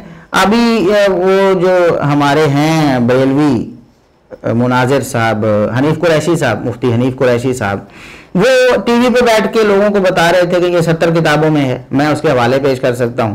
70 تو بڑی کتاب ہے نا مرزا صاحب، آپ تو چند کتابوں سے یہ نکال کے دکھائیں گے، 10 12 15 کتابوں سے یہ، وہ کہتے ہیں میں 70 کتابوں سے نکال کے دکھا سکتا ہوں یہ واقعات، لیکن آپ ان واقعات کو تسلیم کرنے کے لیے تیار نہیں. آپ کہتے ہیں جھوٹے واقعات ہیں، لیکن وہی اسی طرح کا جھوٹا واقعہ انتہائی اختلاف کے ساتھ، یعنی ان کتابوں کے اندر بھی اس کے الٹ لکھا ہوا ہے، پھر بھی آپ کو قبول ہے اور وہ اجماع ہے. اور ادھر جو بالاتفاق سب نے لکھا اور اس میں اختلاف نہیں کیا لیکن اس کی سند نہیں ہے تو آپ کے نزدیک ایکسیپٹیبل نہیں ہے. تو مرزا صاحب یہ منافقت آپ چھوڑ دیں. یہ دلیل نہیں ہے کہ ساری کتابوں میں لکھا ہوا ہے، ورنہ ساری کتابوں میں اور بہت کچھ لکھا ہوا ہے، وہ سارا کا سارا آپ کے گلے میں پڑ جائے گا تو آپ اس کو برداشت نہیں کر سکیں گے پھر. اس لیے جو جھوٹ ہے، جو ضعیف ہے، جو منکر ہے، اس کو اسی طرح مان لیں. اجماع کے جھوٹے دعوے نہ کریں، نہ کبھی یہ دلیل آئندہ پیش کریں کہ ساری کتابوں میں لکھا ہے. ساری کتابوں میں لکھا ہے، ساری کتابوں میں بہت کچھ اور لکھا ہے. اور یہ بھی جھوٹ ہے کہ ساری کتابوں میں وہ لکھا ہے، انہی کتابوں میں اس کو الٹ بھی لکھا ہوا ہے، وہ تو لوگوں کو آپ نے نہیں بتایا، آپ نے تو اجماع کر دیا کہ بس اس بات پہ اجماع ہے. اس کے بعد صحیح مسلم پر آپ نے جھوٹ بولا ہے اور اس میں مانوی تحریف کی ہے. صحیح مسلم پر جھوٹ کیسے بولا ہے؟ مرزا صاحب کہتے ہیں اسی جھوٹی کہانی، یہ جو جھوٹی کہانی بیان کی نا کہ ان کو قتل کیا گیا اور گدھے کی لاش میں ڈالا گیا اور جلایا گیا اور اس پر اجماع کا ڈھونگ مرزا صاحب نے رچا لیا، اسی کہانی کو جسٹیفائی کر رہے ہیں صحیح مسلم سے. کہتے ہیں حتیٰ کہ صحیح مسلم 4722 میں اشارتاً یہی بات ہے. 4722 اشارتاً صحیح مسلم میں آتا ہے. کہتے ہیں صحیح مسلم میں بھی اشارتاً یہ بات ذکر ہے. ہم پوچھتے ہیں کہ صحیح مسلم میں جو 4722 نمبر روایت بتائی ہے، مرزا صاحب کا کوئی معتقد یہاں سے صحیح مسلم نکالے اور دیکھے کیا اس میں گدھے میں لاش ڈالنا اور اس کو جلانا کا کہیں کوئی ذکر ہے؟ بالکل بھی نہیں ہے. تو مرزا صاحب نے جھوٹ بول دیا نا. اب جو اندھے مقلدین ہیں وہ تو کبھی بھی کتاب کھول کے دیکھیں گے نہیں، ان کے لیے ان کے امام صاحب نے کہہ دیا. اب تو انجینئر صاحب ہی امام بن گئے نا، لوگ ان کو بھی ایک جاہل کو امام. یہ بالکل نبی کریم صلی اللہ علیہ وسلم کی وہ حدیث جو صحیح بخاری وغیرہ میں ہے نا کہ قیامت کے قریب جو ہے نا جہالت عام ہو جائے گی. اتخذ الناس رؤوسا جہالا، جاہلوں کو لوگ اپنا پیر مرشد امام بنا لیں گے. تو وہ حدیث ثابت ہو گئی الحمدللہ، یعنی حدیث صحیح تو تھی شروع سے ہی ہمارے نزدیک بھی، یعنی ہمیں عین یقین ہو گیا کہ ایسے لوگ اس دور میں موجود ہیں، قیامت قریب آ چکی ہے. تو اب وہ نہیں دیکھیں گے، وہ اندھے مقلد ہیں، بس وہ آنکھیں بند کر کے بیٹھے ہوئے ہیں، وہ کتاب نہیں کھول کے دیکھیں گے. بھی کتاب صحیح مسلم میں انہوں نے کہا اشارتاً یہ واقعہ ہے، تو کیا اس میں کوئی گدھے میں لاش ڈالنے کا کوئی اشارہ ہے؟ دوسری بات یہ ہے کہ مانوی تعریف بھی کر دی انہوں نے. سیدہ عائشہ رضی اللہ عنہا کے سامنے ذکر ہوا مصر کے ایک حکمران کا. یہ صحیح مسلم کی وہ حدیث ہے جو میں آپ کو بتا رہا ہوں. صحیح مسلم میں سیدہ عائشہ رضی اللہ عنہا کا واقعہ مذکور ہے کہ مصر سے ایک شخص آیا. اب یہ حدیث آپ خود اپنی کتابوں سے نکال کے دیکھ سکتے ہیں، 4722 نمبر سند نمبر ہے. جب وہ شخص آیا تو سیدہ عائشہ رضی اللہ عنہا نے پوچھا تمہارا حکمران کیسا ہے؟ اس نے کہا کہ ہمارا حکمران بڑا اچھا ہے. ہم میں سے کسی شخص کا گھوڑا مر جاتا ہے اس کو گھوڑا دیتا ہے، کسی شخص کا نان نفقہ ختم ہو جاتا ہے اس کو نان نفقہ دیتا ہے، کسی شخص کا غلام مر جاتا ہے اس کو غلام دے دیتا ہے، یعنی ہمارے ساتھ بہت اچھا سلوک کرتا ہے. सैयदा आयशा रजी अल्लाह अन्हा ने कहा कि अगरचे उस शख्स ने मेरे भाई को कत्ल किया है, लेकिन मैं अपने भाई के उसके हाथों कत्ल होने की वजह से ये हदीस नहीं छुपाऊंगी, ये हदीस जरूर सुनाऊंगी कि नबी करीम सल्लल्लाहु अलैहि वसल्लम ने फरमाया कि ए अल्लाह, मेरी उम्मत में से जो शख्स मेरी उम्मत के लोगों का हुक्मरान बने, फिर उन पर वो सख्ती करे, तुम उस पर सख्ती कर दो, तुम ए अल्लाह तू उस पर सख्ती कर दे, और मेरी उम्मत का जो वाली बने, हुक्मरान बने और उन पर नरमी करे और रहमत करे, ए अल्लाह तू उन पर रहमत फरमा दे, तू उस शख्स पर रहमत फरमा, उस शख्स पर नरमी फरमा। ये हदीस सैयदा आयशा रज़ी अल्लाह अन्हा ने बयान की, यानी उस हुक्मरान की फजीलत बयान की कि नबी करीम सल्लल्लाहु अलैहि वसल्लम की ज़ुबानी ऐसे हुक्मरान अल्लाह रब्बुल इज़्ज़त की रहमत के मुस्तहिक हैं जो अपनी रियाया के साथ अच्छा सलूक करते हैं। और अल्लामा नौवी रहमतुल्लाह अलैह ने भी बिल्कुल यही लिखा है, सैयदा आयशा रज़ी अल्लाह अन्हा के कहने का मतलब ये था कि मेरे भाई को उसने कत्ल किया है, लेकिन मैं इस वजह से उसकी फजीलत का इकरार जरूर करूंगी, उसने जो अच्छा काम किया उसको बयान जरूर करूंगी। मैंने तुमसे पूछा है कि उसका सलूक कैसा, रियाया के साथ, तुमने बताया है कि बहुत अच्छा सलूक है, बहुत नरम सलूक है रियाया के साथ। तो नबी करीम सल्लल्लाहु अलैहि वसल्लम की ये दुआ उसके हक में है कि ऐसा शख्स जो है अपनी रियाया के साथ नरमी करता है, अल्लाह रब्बुल इज़्ज़त भी उनके साथ नरमी करे। तो सैयदा आयशा रज़ी अल्लाह अन्हा ने उस हुक्मरान की फजीलत बयान की है, और इन्होंने मिर्जा साहब ने झूठ बोलकर मानवी तारीफ करके उसको उलट बना दिया। कहते हैं सैयदा आयशा के पास मिस्र से एक शख्स आया, उन्होंने पूछा मिस्र के हुक्मरान की क्या हालत है। अब आगे देखें अल्फाज क्या हैं इनके, और हम आगे बताने वाले हैं कि ये सहाबी रसूल हैं मुआविया बिन हुदैज रजी अल्लाह अन्हु। तो पहले भी हमने बताया कि मोहम्मद बिन अबी बकर सहाबी नहीं है, उनको सहाबी बनाकर उनकी फजीलत बढ़ाने की कोशिश में है। जो कि अच्छे किरदार का मालिक नहीं है, उसको बढ़ा चढ़ाकर आसमान पे ले जाने की कोशिश में है। और जो सहाबी रसूल है मुआविया बिन हुदैज, ये मुआविया बिन अबी सुफियान रजी अल्लाह अन्हुमा नहीं, वो अलग सहाबी हैं, ये मुआविया बिन हुदैज और सहाबी हैं। तो इनके बारे में लोगों को नफरत दिला रहे हैं झूठ बोल के। मुआविया बिन हुदैज अच्छे हुक्मरान थे, जब अच्छे हुक्मरान थे तो सैयदा आयशा रजी अल्लाह अन्हा ने जो हदीस बयान की, उस हदीस के मुताबिक नबी करीम सल्लल्लाहु अलैहि वसल्लम की दुआ के मुस्तहिक बने। ये क्या कहते हैं, जाहिर है कि दुनियादार बादशाह अपने चमचों को नवाजते हैं। उन्होंने कहा कि हमारा हुक्मरान तो बहुत अच्छा है, खर्चा पानी खत्म हो जाए तो खर्चा पानी देता है, घोड़ा मर जाए तो घोड़ा देता है, गुलाम मर जाए तो गुलाम देता है। सारा जो दुनियादार बादशाह होते हैं वो अपने चमचों को नवाजते हैं, तो उनका हमारा जो गवर्नर है वो तो बहुत अच्छा है, हमारा खर्चा पानी खत्म हो जाए खर्चा दे देता है, हमारा अगर घोड़ा मर जाए नया घोड़ा खरीद के दे देता है, और अगर कोई गुलाम मर जाए तो नया गुलाम दे देता है। कहते हैं कि ये चमचा था उसका, उस हुक्मरान, नऊजुबिल्लाह। यानी हदीस का जो रावी है सिका, उसको कहते हैं ये चमचा था बादशाह का। तो बादशाहों के चमचों से तुम रवायतें कबूल करते हो जालिमों, तुम्हारा दीन ईमान क्या है, अंदाजा करें। सैयदा आयशा रजी अल्लाह अन्हा का जो शागिर्द है, ताबेई है, सिका है, उसका बयान बिल्कुल काबिल कबूल है। तभी तो सही मुस्लिम में आया पड़ा ना, उसमें कहते हैं ये बादशाहों के चमचे हैं। भाई बादशाहों के चमचे जो होते हैं वो तो बादशाहों के लिए झूठ बोलते हैं, बादशाहों के लिए खयानतें करते हैं, बादशाहों के लिए, तभी तो आप कहते हैं कि वो बादशाहों के चमचे हैं। उन्हीं से रिवायतें ले रहे, बादशाहों के चमचों से रिवायतें लेते हो तुम, शर्म नहीं आती आपको? तुम्हारा ये दीन ईमान है? यानी क्या क्या बात मिर्जा साहब की बयान की जाए। हम उनके सामीन से यही दरख्वास्त करेंगे, अल्लाह के लिए कुछ होश करें। नबी करीम सल्लल्लाहु अलैहि वसल्लम के बारे में, आपके सहाबा के बारे में, और क्या नबी करीम सल्लल्लाहु अलैहि वसल्लम के बारे में छोकरे का लफ्ज बोल दिया उन्होंने कि वक्त पैगंबर की गल कोई नहीं सुनता, तो मेरी किने सुनने। यानी उलमाए यहूद प्रॉफिट के मुकाबले में खड़े हुए थे, उनके बड़े बड़े जो पादरी बैठे हुए थे, वो कहते थे ये कल के छोकरा आके हमें बताएगा। तो यहूदियों ने कहा कि वो ये छोकरा है, हालांकि यहूदियों ने कतन नहीं कहा कभी छोकरा, और फिर उस पर डट गए मिर्जा साहब। कहते हैं कि ये तो अच्छा लफ्ज है, ये तो इज्जत के लिए बोला जाता। मिर्जा साहब चले, ये बात तो चलते चलते आ गई, मैं इसको डिस्कस करना ही नहीं चाहता था, लेकिन चले अब आ गई है। तो अगर आपको कोई कहे छोकरा, ये जेलम का छोकरा ऐसे करता है, तो आपको पसंद आएगा? अच्छा लफ्ज है ना, आपने जो कह दिया कि ये तो अच्छा है हमारे मौल मुआशरे में, तो आपको छोकरा कहा जाए, फिर जेलम का छोकरा ऐसे कहता है, फिर आपको गुस्सा तो नहीं करना चाहिए उस पर।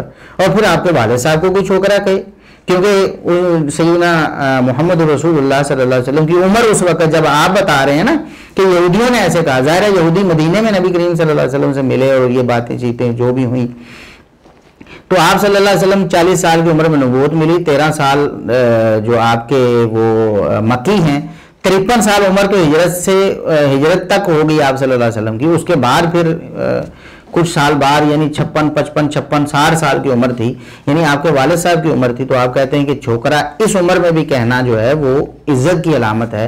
तो आपके वालिद साहब को कोई और कहे कि छोकरा है, नौजुबिल्लाह, हम अगली बात नहीं करते आपकी वालदा मोहतरमा के बारे में, हमारे नज़दीक तो काबिल एहतराम है, हम तो नौजुबिल्लाह आपके साथ कभी ऐसी कोई रूड लैंग्वेज नहीं यूज़ करते, आपके बारे में कोई ऐसी तौहीन अमेज़ गुफ्तगू नहीं करते, आपके वालिदैन के बारे में क्यों, सिर्फ एक समझाने के लिए बात कर रहा हूँ कि आपके वालिद साहब की जितनी उम्र है रसूलुल्लाह सल्लल्लाहु अलैहि वसल्लम की उतनी उम्र थी जिसमें आप उनको छोकरे का लक़ब दे रहे हैं और कह रहे हैं कि अच्छा है, ये काबिल इज़्ज़त लफ्ज़ है, ये तो इज़्ज़त वाला लफ्ज़ है, तो इसमें कौन सा बुरा किया मैंने बोलकर।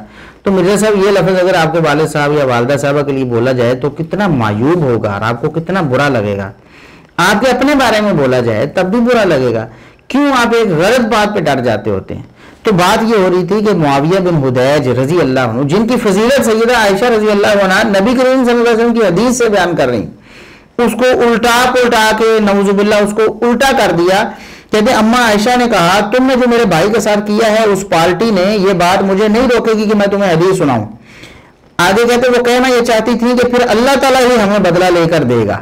सईदा आयशा ने कहा कि जो कुछ तुम लोगों ने मेरे भाई मोहम्मद इब्ने अबी बकर के साथ किया, तुम्हारे इस मिस्र के गवर्नर ने और इस पार्टी ने, ये बात मुझे इस चीज से नहीं रोकेगी कि मैं तुम्हें रसूलुल्लाह की एक हदीस सुनाऊं। नहीं, वो ये कहना चाह रही थी कि अल्लाह ताला ही इसका फिर बदला हमें लेके देगा। देखें सही मुस्लिम में ऐसे कोई अल्फाज नहीं है कि सैयदा आयशा रजी अल्लाह अन्हा ने उस हुक्मरान की कोई मजम्मत की हो या उस हुक्मरान को जालिम कहा हो या उस हुक्मरान से बदला लेने की बात की हो कि अल्लाह ही हमें बदला लेकर देगा। ये झूठ है मिर्ज़ा साहब का जो उन्होंने इस हदीस में तारीफ करते हुए दाखिल करने की कोशिश की है। जबकि हम ये बात आगे ये रिवायत इंशाअल्लाह वो हम सनद के साथ पेश करने वाले हैं तबरानी कबीर की, कि जिसमें सैयदा आयशा रजी अल्लाह अन्हा खुद बद्दुआ कर रही हैं अपने उस भाई के लिए कि मेरा भाई जो मोहम्मद बिन अबी बकर है अल्लाह रब्बुल इज़्ज़त इसे तबाह करे, इसके जुर्म को की सज़ा इसको दे अल्लाह रब्बुल इज़्ज़त। वो जुर्म क्या था उसका भी हम आगे बयान करने वाले हैं मिर्ज़ा साहब। इसलिए मिर्ज़ा साहब ये झूठ ना बोलें आप। सही मुस्लिम को भी आपने मुआफ़ नहीं किया।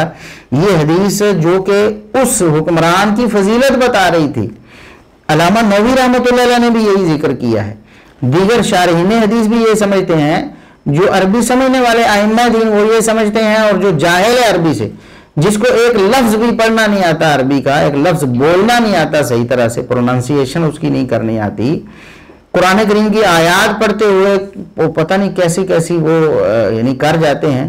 हमने ये वो सिलसिला शुरू किया हुआ था कि हर एक लेक्चर में कोई ना कोई एक आध मिसाल आपके सामने जिक्र करेंगे।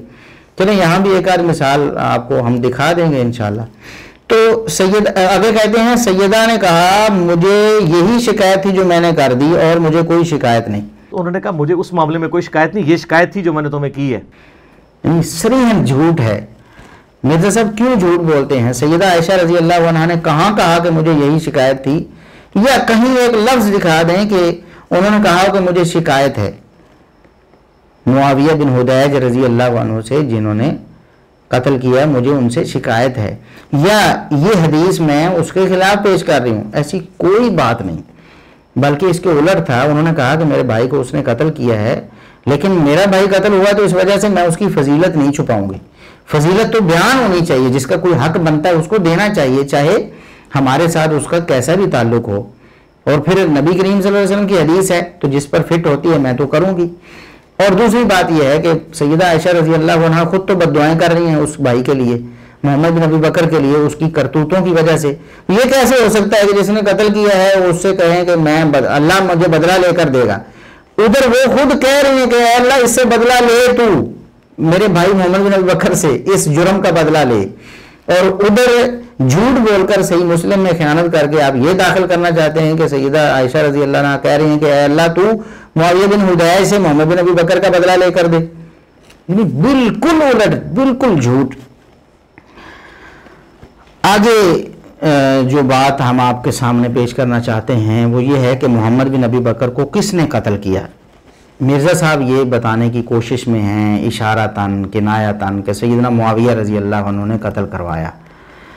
हालांकि ऐसी कोई बात साबित नहीं, कतअन साबित नहीं, कतअन साबित नहीं है। मोहम्मद बिन अबू बकर को किसने कत्ल किया? नाम आपके सामने आ चुका है, मुआविया बिन हुदैज रजी अल्लाह अन्हु, और ये सहाबी रसूल हैं। सही मुस्लिम में उनका नाम जिक्र नहीं है।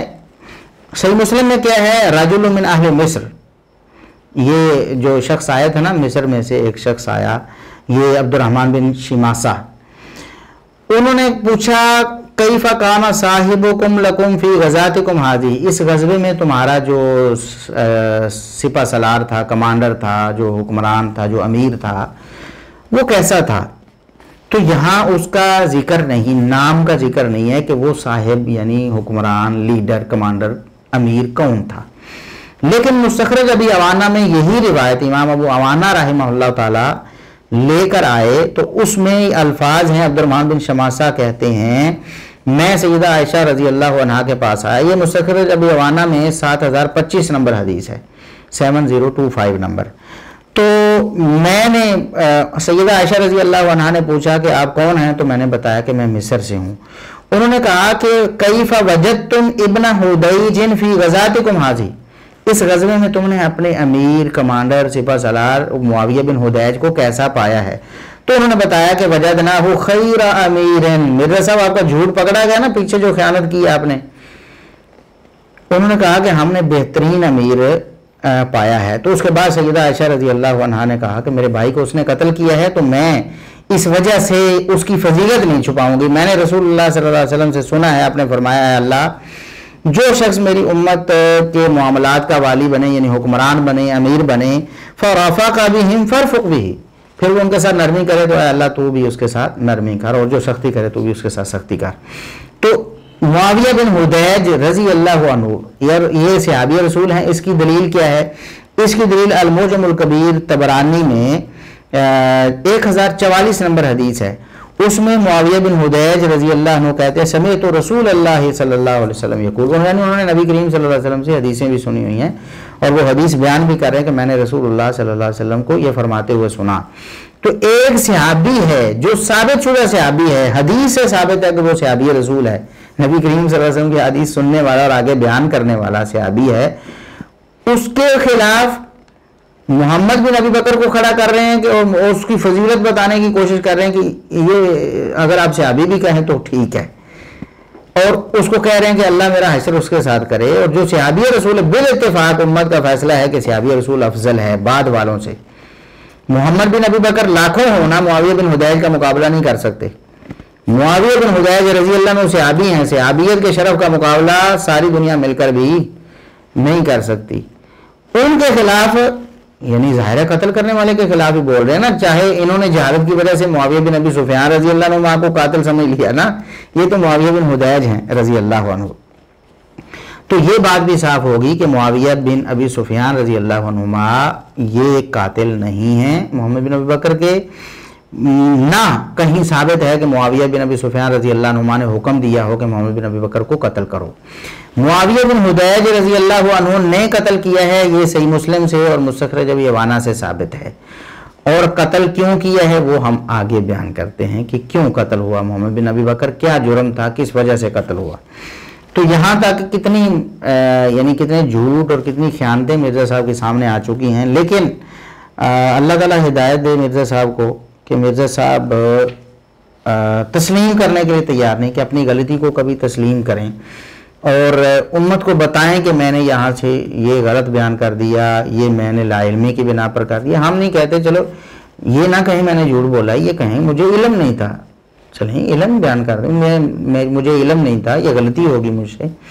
कभी कोई एक तो इंसाफ पसंदी की या हक परस्ती की कोई मिसाल तो लेकर आए, एक भी नहीं पेश कर सकते। कितने हज़ारों सवालात उनके ज़िम्मे हमारे हो चुके हैं, सैकड़ों क्लिप्स हैं, 500 के ऊपर हो चुके हैं वीडियो क्लिप्स जो सिर्फ मिर्ज़ा साहब के हवाले से हैं, और उनको खिताब किया गया, उनको मुखातब किया गया, उनको बताया गया ये देखें यहाँ आपने झूठ बोल दिया, यहाँ ख़यानत कर दी, यहाँ तारीफ़ कर दी, यहाँ जहालत मार दी। लेकिन कमाल है, मजाल है कि एक भी बात का जवाब आया हो। एक जवाब उन्होंने ज़िंदगी में देने की कोशिश की, वो भी झूठ बोलकर। वो भी हमने अल्हम्दुलिल्लाह बताया कि लोगों के सामने बात आ गई कि उन्होंने जवाब देने की कोशिश की लेकिन उसमें झूठ बोलना पड़ा उनको, लिहाजा उनकी बात ना बनी। तो इसलिए मोहम्मद बिन अबी बकर के कत्ल के बारे में इन्होंने झूठा प्रोपेगेंडा किया है کہ وہ नाहक कत्ल हुआ और वो बड़ा नेक बंदा था और जनाब जुल्मन कर दिया और ये कर दिया और बनु उमैया और सैयदना मुआविया रज़ी अल्लाह अन्हु को दरमियान में घुसेड़ने की कोशिश की। अब हम बताते हैं कि मोहम्मद बिन अबी बकर का जुर्म क्या था। मोहम्मद बिन अबी बकर को एक सहाबी रसूल मुआविया बिन हुदैज रज़ी अल्लाह अन्हु ने क्यों कत्ल कर दिया, क्या वजह बनी, आखिर क्यों कत्ल हो गया? तो वजह क्या थी, ज़रा दिल थाम के आपने सुनना है। सैयदना उस्मान रज़ी अल्लाह अन्हु की शहादत हुई। जिन बागियों ने सैयदना उस्मान रज़ी अल्लाह अन्हु को शहीद किया, उन बागियों में मोहम्मद बिन अबी बकर शामिल थे। और ये बात सैयदा आयशा रज़ी अल्लाह अन्हा ने बताई, हम अपनी तरफ से नहीं कर रहे, हम नहीं कह रहे। और ये अहले सुन्नत ने जो दावा किया अल्हम्दुलिल्लाह आज तक उस दावे को कोई नहीं तोड़ सका। रवाफिज ये प्रोपेगेंडा झूठा करते हैं कि सहाबा शामिल थे सैयदना उस्मान रज़ी अल्लाह अन्हु को शहीद करने में, और मिर्ज़ा साहब भी यही झूठ दोहराते हैं कि सहाबा किराम शामिल थे सैयदना उस्मान रज़ी अल्लाह अन्हु के खिलाफ बगावत में और उनको कत्ल करने में। बिल्कुल झूठ है, बिल्कुल झूठ है। और ये हाफिज़ इब्न कसीर रहमतुल्लाह अलैह, हाफिज़ ज़ाहबी रहमतुल्लाह और दीगर मुअर्रिखीन इस्लाम ने ये दावा किया है, और अल्हम्दुलिल्लाह इस दावे को क़यामत तक नहीं तोड़ा जा सकता। किसी एक सहाबी का भी सैयदना मुआविया रज़ी अल्लाह अन्हु के खिलाफ बगावत में निकलने और उन्हें कत्ल करने का कोई सबूत नहीं है। मोहम्मद बिन अबी बकर सहाबी नहीं है।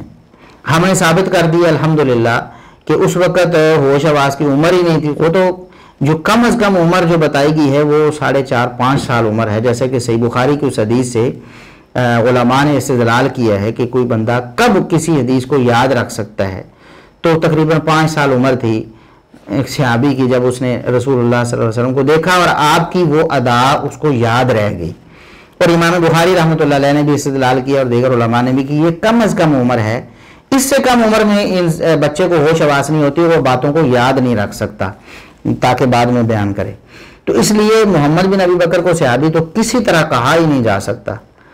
तो लिहाजा सहाबा में से कोई सैयदना उस्मान रज़ी अल्लाह अन्हु की शहादत में मुलव्वस नहीं था।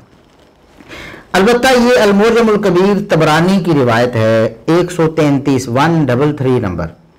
आप खुद जाएं, किताबें उठाएं। हद्दसना अल-फज़ल इब्नुल हुबाबी अबू खलीफा था क़ाल हद्दसना अब्दुल्लाह इब्न अब्दुल वहाब क़ाल हद्दसना हज़्मुन अन अबिल अस्वदी क़ाल समीअतु तल्क़ इब्न खश्शाफ। यहाँ तबरानी के नुस्खों में तलीक़ बिन खश्शाफ लिखा हुआ जो कि गलती है, तल्क़ बिन खश्शाफ है। यक़ूलु अबुल अस्वद कहते हैं मैंने तल्क़ बिन खश्शाफ से सुना, वो कह रहे थे कि वफ़दना इलल मदीनती लिनंज़ुरा फ़ीमा क़ुतिला उस्मान। हम मदीने में गए सैयदना उस्मान रज़ी अल्लाह अन्हु की शहादत के बाद ये मालूम करने के लिए कि उन्हें क्यों शहीद कर दिया गया, सैयदना उस्मान रज़ी अल्लाह अन्हु को क्यों शहीद किया गया। फलम्मा कदीमना, जब हम मदीना आए तो मर्रा मिन्ना बाज़ुन इला अली व बाज़ुन इला हुसैन इब्न अली रज़ियल्लाहु अन्हुमा व बाज़ुन इला उम्महातिल मोमिनीन रज़ियल्लाहु अन्हुन्ना। हम बिखर गए वहाँ आकर, कुछ सैयदना अली रज़ी अल्लाह अन्हु के पास चले गए पूछने के लिए, कुछ सैयदना हुसैन बिन अली रज़ी अल्लाह अन्हुमा के पास, कुछ उम्महातुल मोमिनीन की तरफ चले गए। फंतलक्तु, मैं गया हत्ता अतईतु आइशा, यहाँ तक मैं उम्मुल मोमिनीन सैयदा आयशा रज़ी अल्लाह अन्हा के पास आ गया कि मैं आपसे पूछूं कि आप बताएं कि क्या हुआ था, मामला क्या था, सैयदना उस्मान रज़ी अल्लाह अन्हु को क्यों कत्ल किया। फसल्लम तो अलैहा फरद्दत सलाम, मैंने उन्हें सलाम कहा, उन्होंने सलाम का जवाब दिया। उन्होंने पूछा कौन है, ज़ाहिर पर्दे के पीछे से पूछना था ना, पर्दे के पीछे से सवाल करते थे लोग। पूछा कौन है, उन्होंने बताया मैं बसरा में से हूँ। उन्होंने कहा बसरा में से कौन, किस कबीले से, उन्होंने बताया अपना कबीला, फिर उस कबीले में से किस ख़ानदान से, बताया फलां ख़ानदान, फिर किस घराने से हैं, फिर बताया कि मेरा ये घराना है।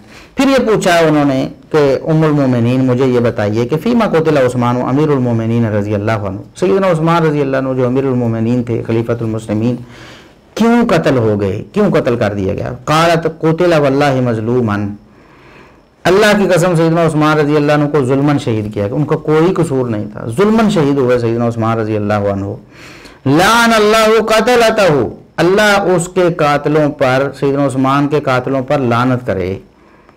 ये सैयदा आयशा रज़ी अल्लाह अन्हा कह रही हैं, मोहम्मद बिन अबी बकर की बहन हैं, कहती हैं अल्लाह उस्मान रज़ी अल्लाह अन्हु के कातिलों पर लानत करे। और आगे अल्फाज के अकाद अल्लाह बिन अबी बकर बिही, अल्लाह मेरे भाई मोहम्मद बिन अबी बकर से सैयदना उस्मान रज़ी अल्लाह की शहादत का बदला ले। اس ظالم نے سیدنا عثمان رضی اللہ عنہ کی شہادت میں حصہ لیا ہے، سب سے پہلے جس کا نام لیا اپنے بھائی محمد بن ابی بکر کا. یہ ہوتا ہے انصاف مرزا صاحب، یہ ہوتا ہے انصاف. یہ ہوتا جو مثال دیتے ہیں نا آپ کے، اگر فاطمہ بنت محمد بھی چوری کرتی تو اس کا بھی ہاتھ کاٹ دیا جاتا، اس کو آپ غلط جو ہے نا استعمال کر کے سیدنا معاویہ رضی اللہ عنہ اور دیگر صحابہ پر جھوٹے الزام لگا کر ان کو مجرم بنانے کی کوشش کرتے ہیں نا، جھوٹے الزام لگا کر. اصل انصاف یہ ہے جو سیدہ عائشہ رضی اللہ عنہا نے کیا ہے. اپنا بھائی ہے محمد بن ابی بکر، لیکن جب سیدنا عثمان رضی اللہ عنہ کا معاملہ آیا ہے، ان کی شہادت میں ملوث تھا، تو کہا کہ سب سے پہلے اسی کا نام لیا. آگے بھی آ رہا ہے، اشتر نخی کا، کوفی کا بھی آ رہا ہے ذکر. تو سب سے پہلے اقاد اللہ بن ابی بکر بھی، اللہ رب العزت سیدنا عثمان رضی اللہ عنہ کے قتل کا بدلہ محمد بن ابی بکر سے لے، میرے بھائی سے اللہ رب العزت بدلہ لے. یہ بد دعا ہے، پیچھے بد دعا کی کہ اللہ سیدنا عثمان کے قاتلوں پر لعنت کرے، اور سب سے پہلے اپنے بھائی محمد بن ابی بکر کا نام لیا، ان کو بد دعا دی. اس کے بعد آیون جو بنو تمیم سے تھا اس کو بد دعا دی. اس کے بعد بنو بدیل کے 2 لوگ تھے، ان کے خلاف بد دعا کی. اس کے بعد فرمایا وساق اللہ الی الاشتر سہما من سہامہ. اشتر نخی کوفی جو ہے نا، اللہ رب العزت اس کی طرف اپنے تیروں میں سے کوئی تیر بھیج دے، یعنی اللہ رب العزت اس کو بھی برباد کر، اس کو بھی قتل کروا دے کسی طرح سے، خود اللہ رب العزت اس کے قتل کا سبب بنائے. تو اشتر جو تھا وہ بھی قاتلین عثمان میں موجود تھا. اچھا، اب یہ جو طلق بن خشاف ہیں وہ کہتے ہیں فواللہ ما من القوم رجل الا اصابت دعوتها. اللہ کی قسم جتنے بھی لوگ تھے نا قاتلین عثمان میں اور جن کے خلاف سیدہ عائشہ رضی اللہ عنہا نے بد دعا کی، اللہ کی قسم سب کو سیدہ عائشہ کی بد دعا لگ گئی. تو محمد بن ابی بکر کا قتل ہونے کی پیچھے کیا تھا؟ ان کی بہن سیدہ عائشہ رضی اللہ عنہا ام المومنین کی بد دعا. مرزا صاحب یہ ہے پس منظر اصل. یہ جو آپ بیان کرتے ہیں نا، یہ جی حقیقی پس منظر، وہ تو جھوٹ بول کے آپ نے پس منظر بنایا ہوتا ہے. جس طرح بھی دیکھیں صحیح مسلم کی حدیث کو کس طرح بگاڑ دیا آپ نے، بالکل الٹ کر دیا جھوٹ بول بول کر. اسی طرح آپ پس منظر بیان کریں. یہ ہے حقیقی پس منظر محمد بن ابی بکر کے قتل کا مرزا صاحب. اور مورخین نے یہ بیان بھی کیا، ہم آگے حوالے بھی ان کے ذکر کریں گے تاکہ آپ کو ہوش آئے. آپ جھوٹ بولتے ہیں، امت کو گمراہ کرتے ہیں.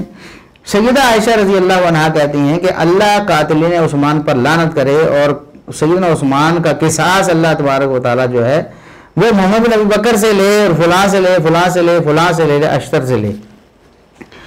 اچھا، اس کے بعد یہاں ہم ذکر کریں کہ یہ سند حسن ہے، اس میں کوئی بھی راوی ضعیف نہیں ہے، سارے ثقہ راوی ہیں. طلق بن خشاف یہ صحابی رسول ہیں، طلق بن خشاف صحابی رسول ہیں. ان کے بارے میں اگرچہ اہل علم نے کچھ اختلاف کیا ہے، پہلے بھی ہم ذکر کر چکے ہیں کہ اگر کسی کے صحابی ہونے یا نہ ہونے میں اختلاف ہو تو پھر دلیل کے ساتھ جس کی بات وزنی ہو اس کی بات مان لی جائے. یا تو ہے اتفاق ہے، سب کہتے ہیں صحابی ہے، پھر دلائل ڈھونڈنے کی ضرورت نہیں. سب کہتے ہیں صحابی نہیں ہے، صحابی نہیں ہے. لیکن جب اختلاف ہو جائے مورخین کا اور ائمہ دین کا، پھر دلیل کے اعتبار سے جس کی بات وزنی ہو پھر ہم مان لیں گے. اگرچہ کچھ اہل علم کے نزدیک اختلاف کی وجہ سے وہ صحابی نہیں ہوں گے، لیکن ہمارے نزدیک تو دلیل آ گئی نا، ہم تو انہیں صحابی مانیں گے کیونکہ ہمارے پاس دلیل آ گئی. امام ابن سعد رحمہ اللہ تعالی طبقات ابن سعد میں انہوں نے ان کو صحابی لکھا ہے. امام ابن سعد رحمہ اللہ تعالی کی جو تاریخ وفات ہے وہ 230 ہجری ہے، یعنی کہ امام بخاری رحمۃ اللہ علیہ سے پہلے فوت ہونے والے ائمہ میں سے یہ ہیں. امام ابن سعد رحمہ اللہ تعالی انہوں نے صحابہ میں شمار کیا اور دلیل بھی ذکر کی. قال اخبرنا مسلم بن ابراہیم قال حدثنا سوارۃ بن ابی الاسود القیسی القطان قال حدثني ابی انهم دخلوا على طلق بن خشاف رجل من اصحاب النبي صلی اللہ علیہ وسلم یعودونه. مسلم بن ابراہیم امام صاحب کے استاد ہیں، ان کے استاد سوادہ بن ابی الاسود القیسی سکہ ہیں دونوں ہی. وہ کہتے ہیں مجھے میرے باپ نے ابو الاسود القیسی نے یہ بتایا، اور وہ بھی سکہ ہیں. انہوں نے کیا بتایا کہ انہم دخلوا علی طلق بن خشاف، کہ وہ طلق بن خشاف کے پاس گئے، رجل من اصحاب النبی صلی اللہ علیہ وسلم، جو کہ نبی کریم صلی اللہ علیہ وسلم کے صحابہ میں سے ایک تھے. تو طلق بن خشاف رضی اللہ عنہ صحابی ہیں، جو تابعی ہیں نا ابو الاسود القیسی القطان، وہ خود بتا رہے ہیں کہ یہ صحابی ہیں، نبی کریم صلی اللہ علیہ وسلم کے صحابی تھے طلق بن خشاف. اور پیچھے سند صحیح ہے، لہٰذا یہ جو واقعہ ہے طلق بن خشاف رضی اللہ عنہ نے خود سیدہ عائشہ رضی اللہ عنہا سے نقل کر کے بیان کیا، یعنی اپنا مشاہدہ بیان کیا کہ میں سیدہ عائشہ رضی اللہ عنہا کے پاس گیا تو انہوں نے آگے سے مجھے یہ بتایا، اور بددعا کی محمد بن ابی بکر کے بارے میں۔ یہ ہے پس منظر مرزا صاحب محمد بن ابی بکر کے قتل ہونے کا۔ اور اس کے بعد پھر ہم بتاتے ہیں حافظ ذہبی رحمۃ اللہ علیہ نے بھی لہو صحبت کہا کہ یہ صحابی ہیں، ان کو شرف صحابیت حاصل۔ حافظ ابن حجر رحمۃ اللہ علیہ نے بھی الاصابہ میں، حافظ ذہبی رحمۃ اللہ علیہ نے تجرید و اسماء صحابہ میں ذکر کیا، صحابہ کے اسماء جس میں کتاب میں ذکر ہے وہاں، اور لہو صحبت بھی لکھا ساتھ میں۔ اور حافظ ابن حجر رحمۃ اللہ نے الاصابہ فی تمییز صحابہ، صحابہ کے بارے میں جو کتاب لکھی اس میں ذکر کیا، اور پھر حافظ ذہبی رحمۃ اللہ علیہ کا یہ قول نقل کیا کہ کانت لہو صحبہ، کہ یہ صحابی تھے۔ اور اس کے بعد انہوں نے کہا کہ امام بخاری، امام ابن حبان اور امام ابن ابی حاتم انہوں نے ذکر کیا ہے کہ یہ تابعی ہیں اور یہ سیدنا عثمان اور سیدہ عائشہ سے روایت کرتے ہیں، لیکن یہ بات بھی محل نظر ہے، امام بخاری رحمۃ اللہ علیہ نے یا امام ابن ابی حاتم نے، ان دونوں نے کوئی صراحتاً نہیں کہا کہ یہ تابعی ہیں۔ ہاں یہ بات ذکر کی کہ عثمان رضی اللہ عنہ اور سیدہ عائشہ سے یہ روایت کرتے ہیں، ہو سکتا ہے کہ ان کا مطلب یہ ہو کہ روایت ان کی نبی کریم صلی اللہ علیہ وسلم سے نہیں ہے، روایت ان کی سیدنا عثمان اور سیدہ عائشہ سے ہے۔ بہرحال اگر امام بخاری اور امام ابن ابی حاتم کا یہ موقف ہو بھی کہ یہ صحابی نہیں ہے تو وہ دلیل کی روح سے ان کا موقف درست نہیں ہے۔ امام ابن سعد رحمہ اللہ تعالیٰ کا موقف اور حافظ ذہبی رحمۃ اللہ علیہ کا موقف اور حافظ بن حجر رحمہ اللہ تعالیٰ کا موقف دلیل کے اعتبار سے راجح ہے، کیونکہ صحیح سند کے ساتھ ہمیں معلوم ہو گیا کہ یہ نبی کریم صلی اللہ علیہ وسلم کے صحابی تھے۔ اور یہ کون صحابی تھے؟ یہاں یہ مزے کی بات ہم آپ کو ایک بتاتے ہیں کہ یہ طلق بن خشاف صحابی کون سے تھے؟ یہ سیدنا علی رضی اللہ عنہ کے ہاتھ میں بیعت کرنے والوں میں شامل تھے، اور یہ بات بھی تاریخ مدینہ ہے، صحیح سند کے ساتھ نقل کرتے ہیں۔ حدثنا ابو عامر قال حدثنا سوادة بن ابي الاسود قال حدثني ابي عن طلق بن خشاف قال انطلقنا الى المدينه ومعنا قرط بن خيثمة فلقينا الحسن بن علي رضي الله عنه فقال له قرط فيما قتل امير المؤمنين عثمان رضي الله عنه قال قتل مظلوما۔ طلق بن خشاف کہتے ہیں یا خشاف کہتے ہیں کہ ہم مدینہ میں گئے، ہمارے ساتھ قرط بن خیثمہ بھی تھے، تو ہم اس مدینہ کے دورے کے دوران حسن بن علی رضی اللہ عنہ سے بھی ملے، سیدنا حسن رضی اللہ عنہ سے ملے۔ تو قرط نے کہا کہ امیر المومنین عثمان رضی اللہ عنہ شہید کر دیے گئے ہیں، کیوں شہید کیے گئے ہیں؟ تو سیدنا حسن بن علی رضی اللہ عنہ نے بتایا قتل مظلومن، ان کو مظلومن شہید کیا گیا، ظلم کیا گیا، ان کا کوئی قصور نہیں تھا۔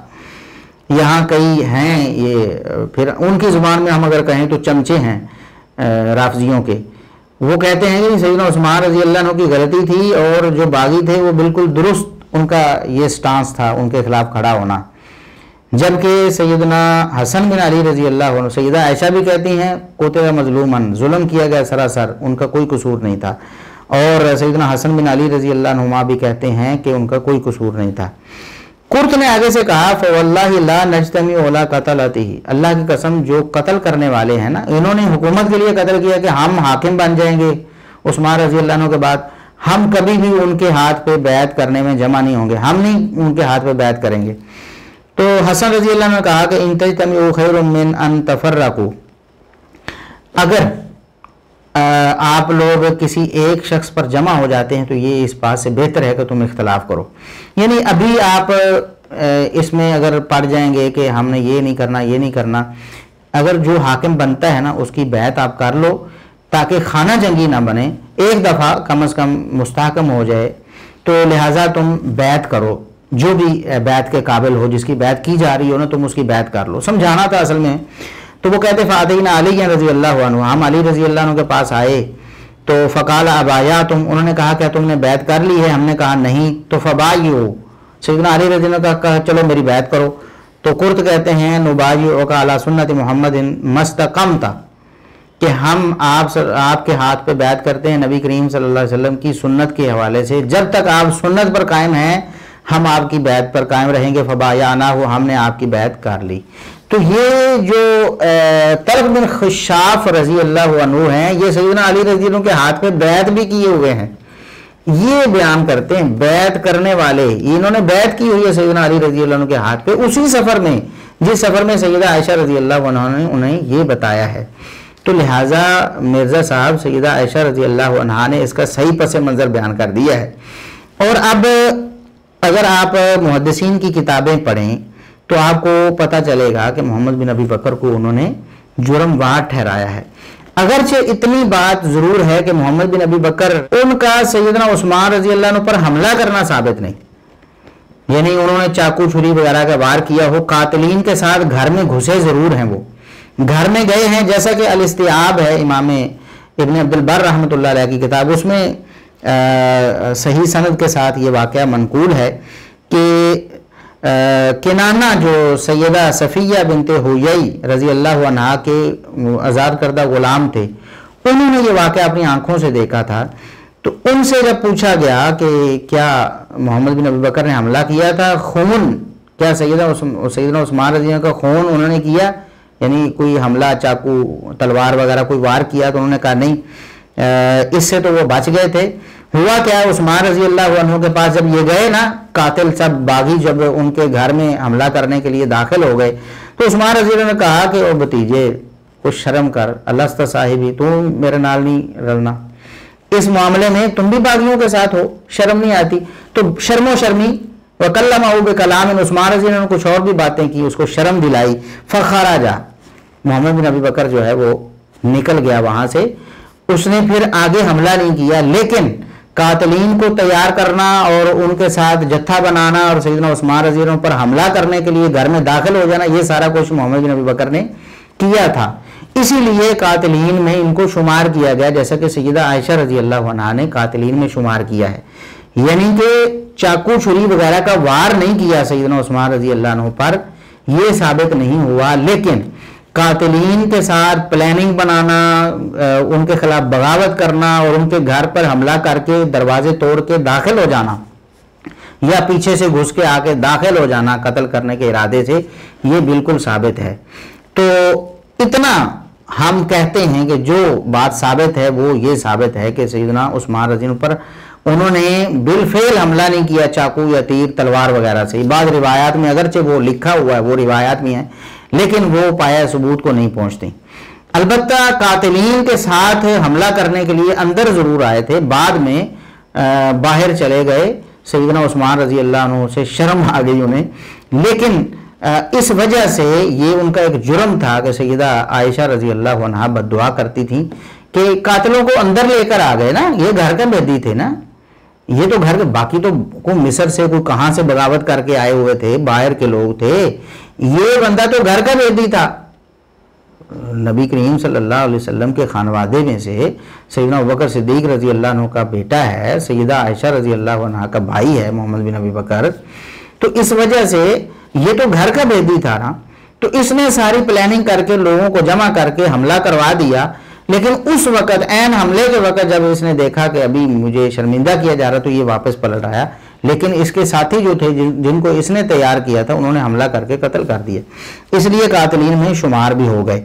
اب ہم بتاتے ہیں کہ یہ اگر آپ کتابیں دیکھیں نا تاریخ کی کتابیں تو آپ کو یہ بات معلوم ہوگی کہ مورخین نے اور محدثین نے اور اہل علم نے یہی ان کے قتل کا سبب بیان کیا ہے کہ محمد بن ابی بکر کیوں قتل ہوا. اس وجہ سے کہ عثمان رضی اللہ عنہ کے قاتلوں کے ساتھ یہ تھا، باغیوں کے ساتھ تھا، پوری پلاننگ تھی اس کی، اور سیدنا عثمان رضی اللہ عنہ شہید ہو گئے. اسی وجہ سے سیدہ عائشہ رضی اللہ عنہ بھی کہتی سب سے پہلے انہی کا نام لے کر، اپنے بھائی کا نام لے کر کہتی ہیں کہ اللہ اس کو جو ہے وہ نشانہ بنائے، اس کو قتل کروائے عثمان رضی اللہ عنہ کے بدلے میں. اس نے یہ سارا جو ہے پروگرام ترتیب دیا ان لوگوں کے ساتھ مل کے.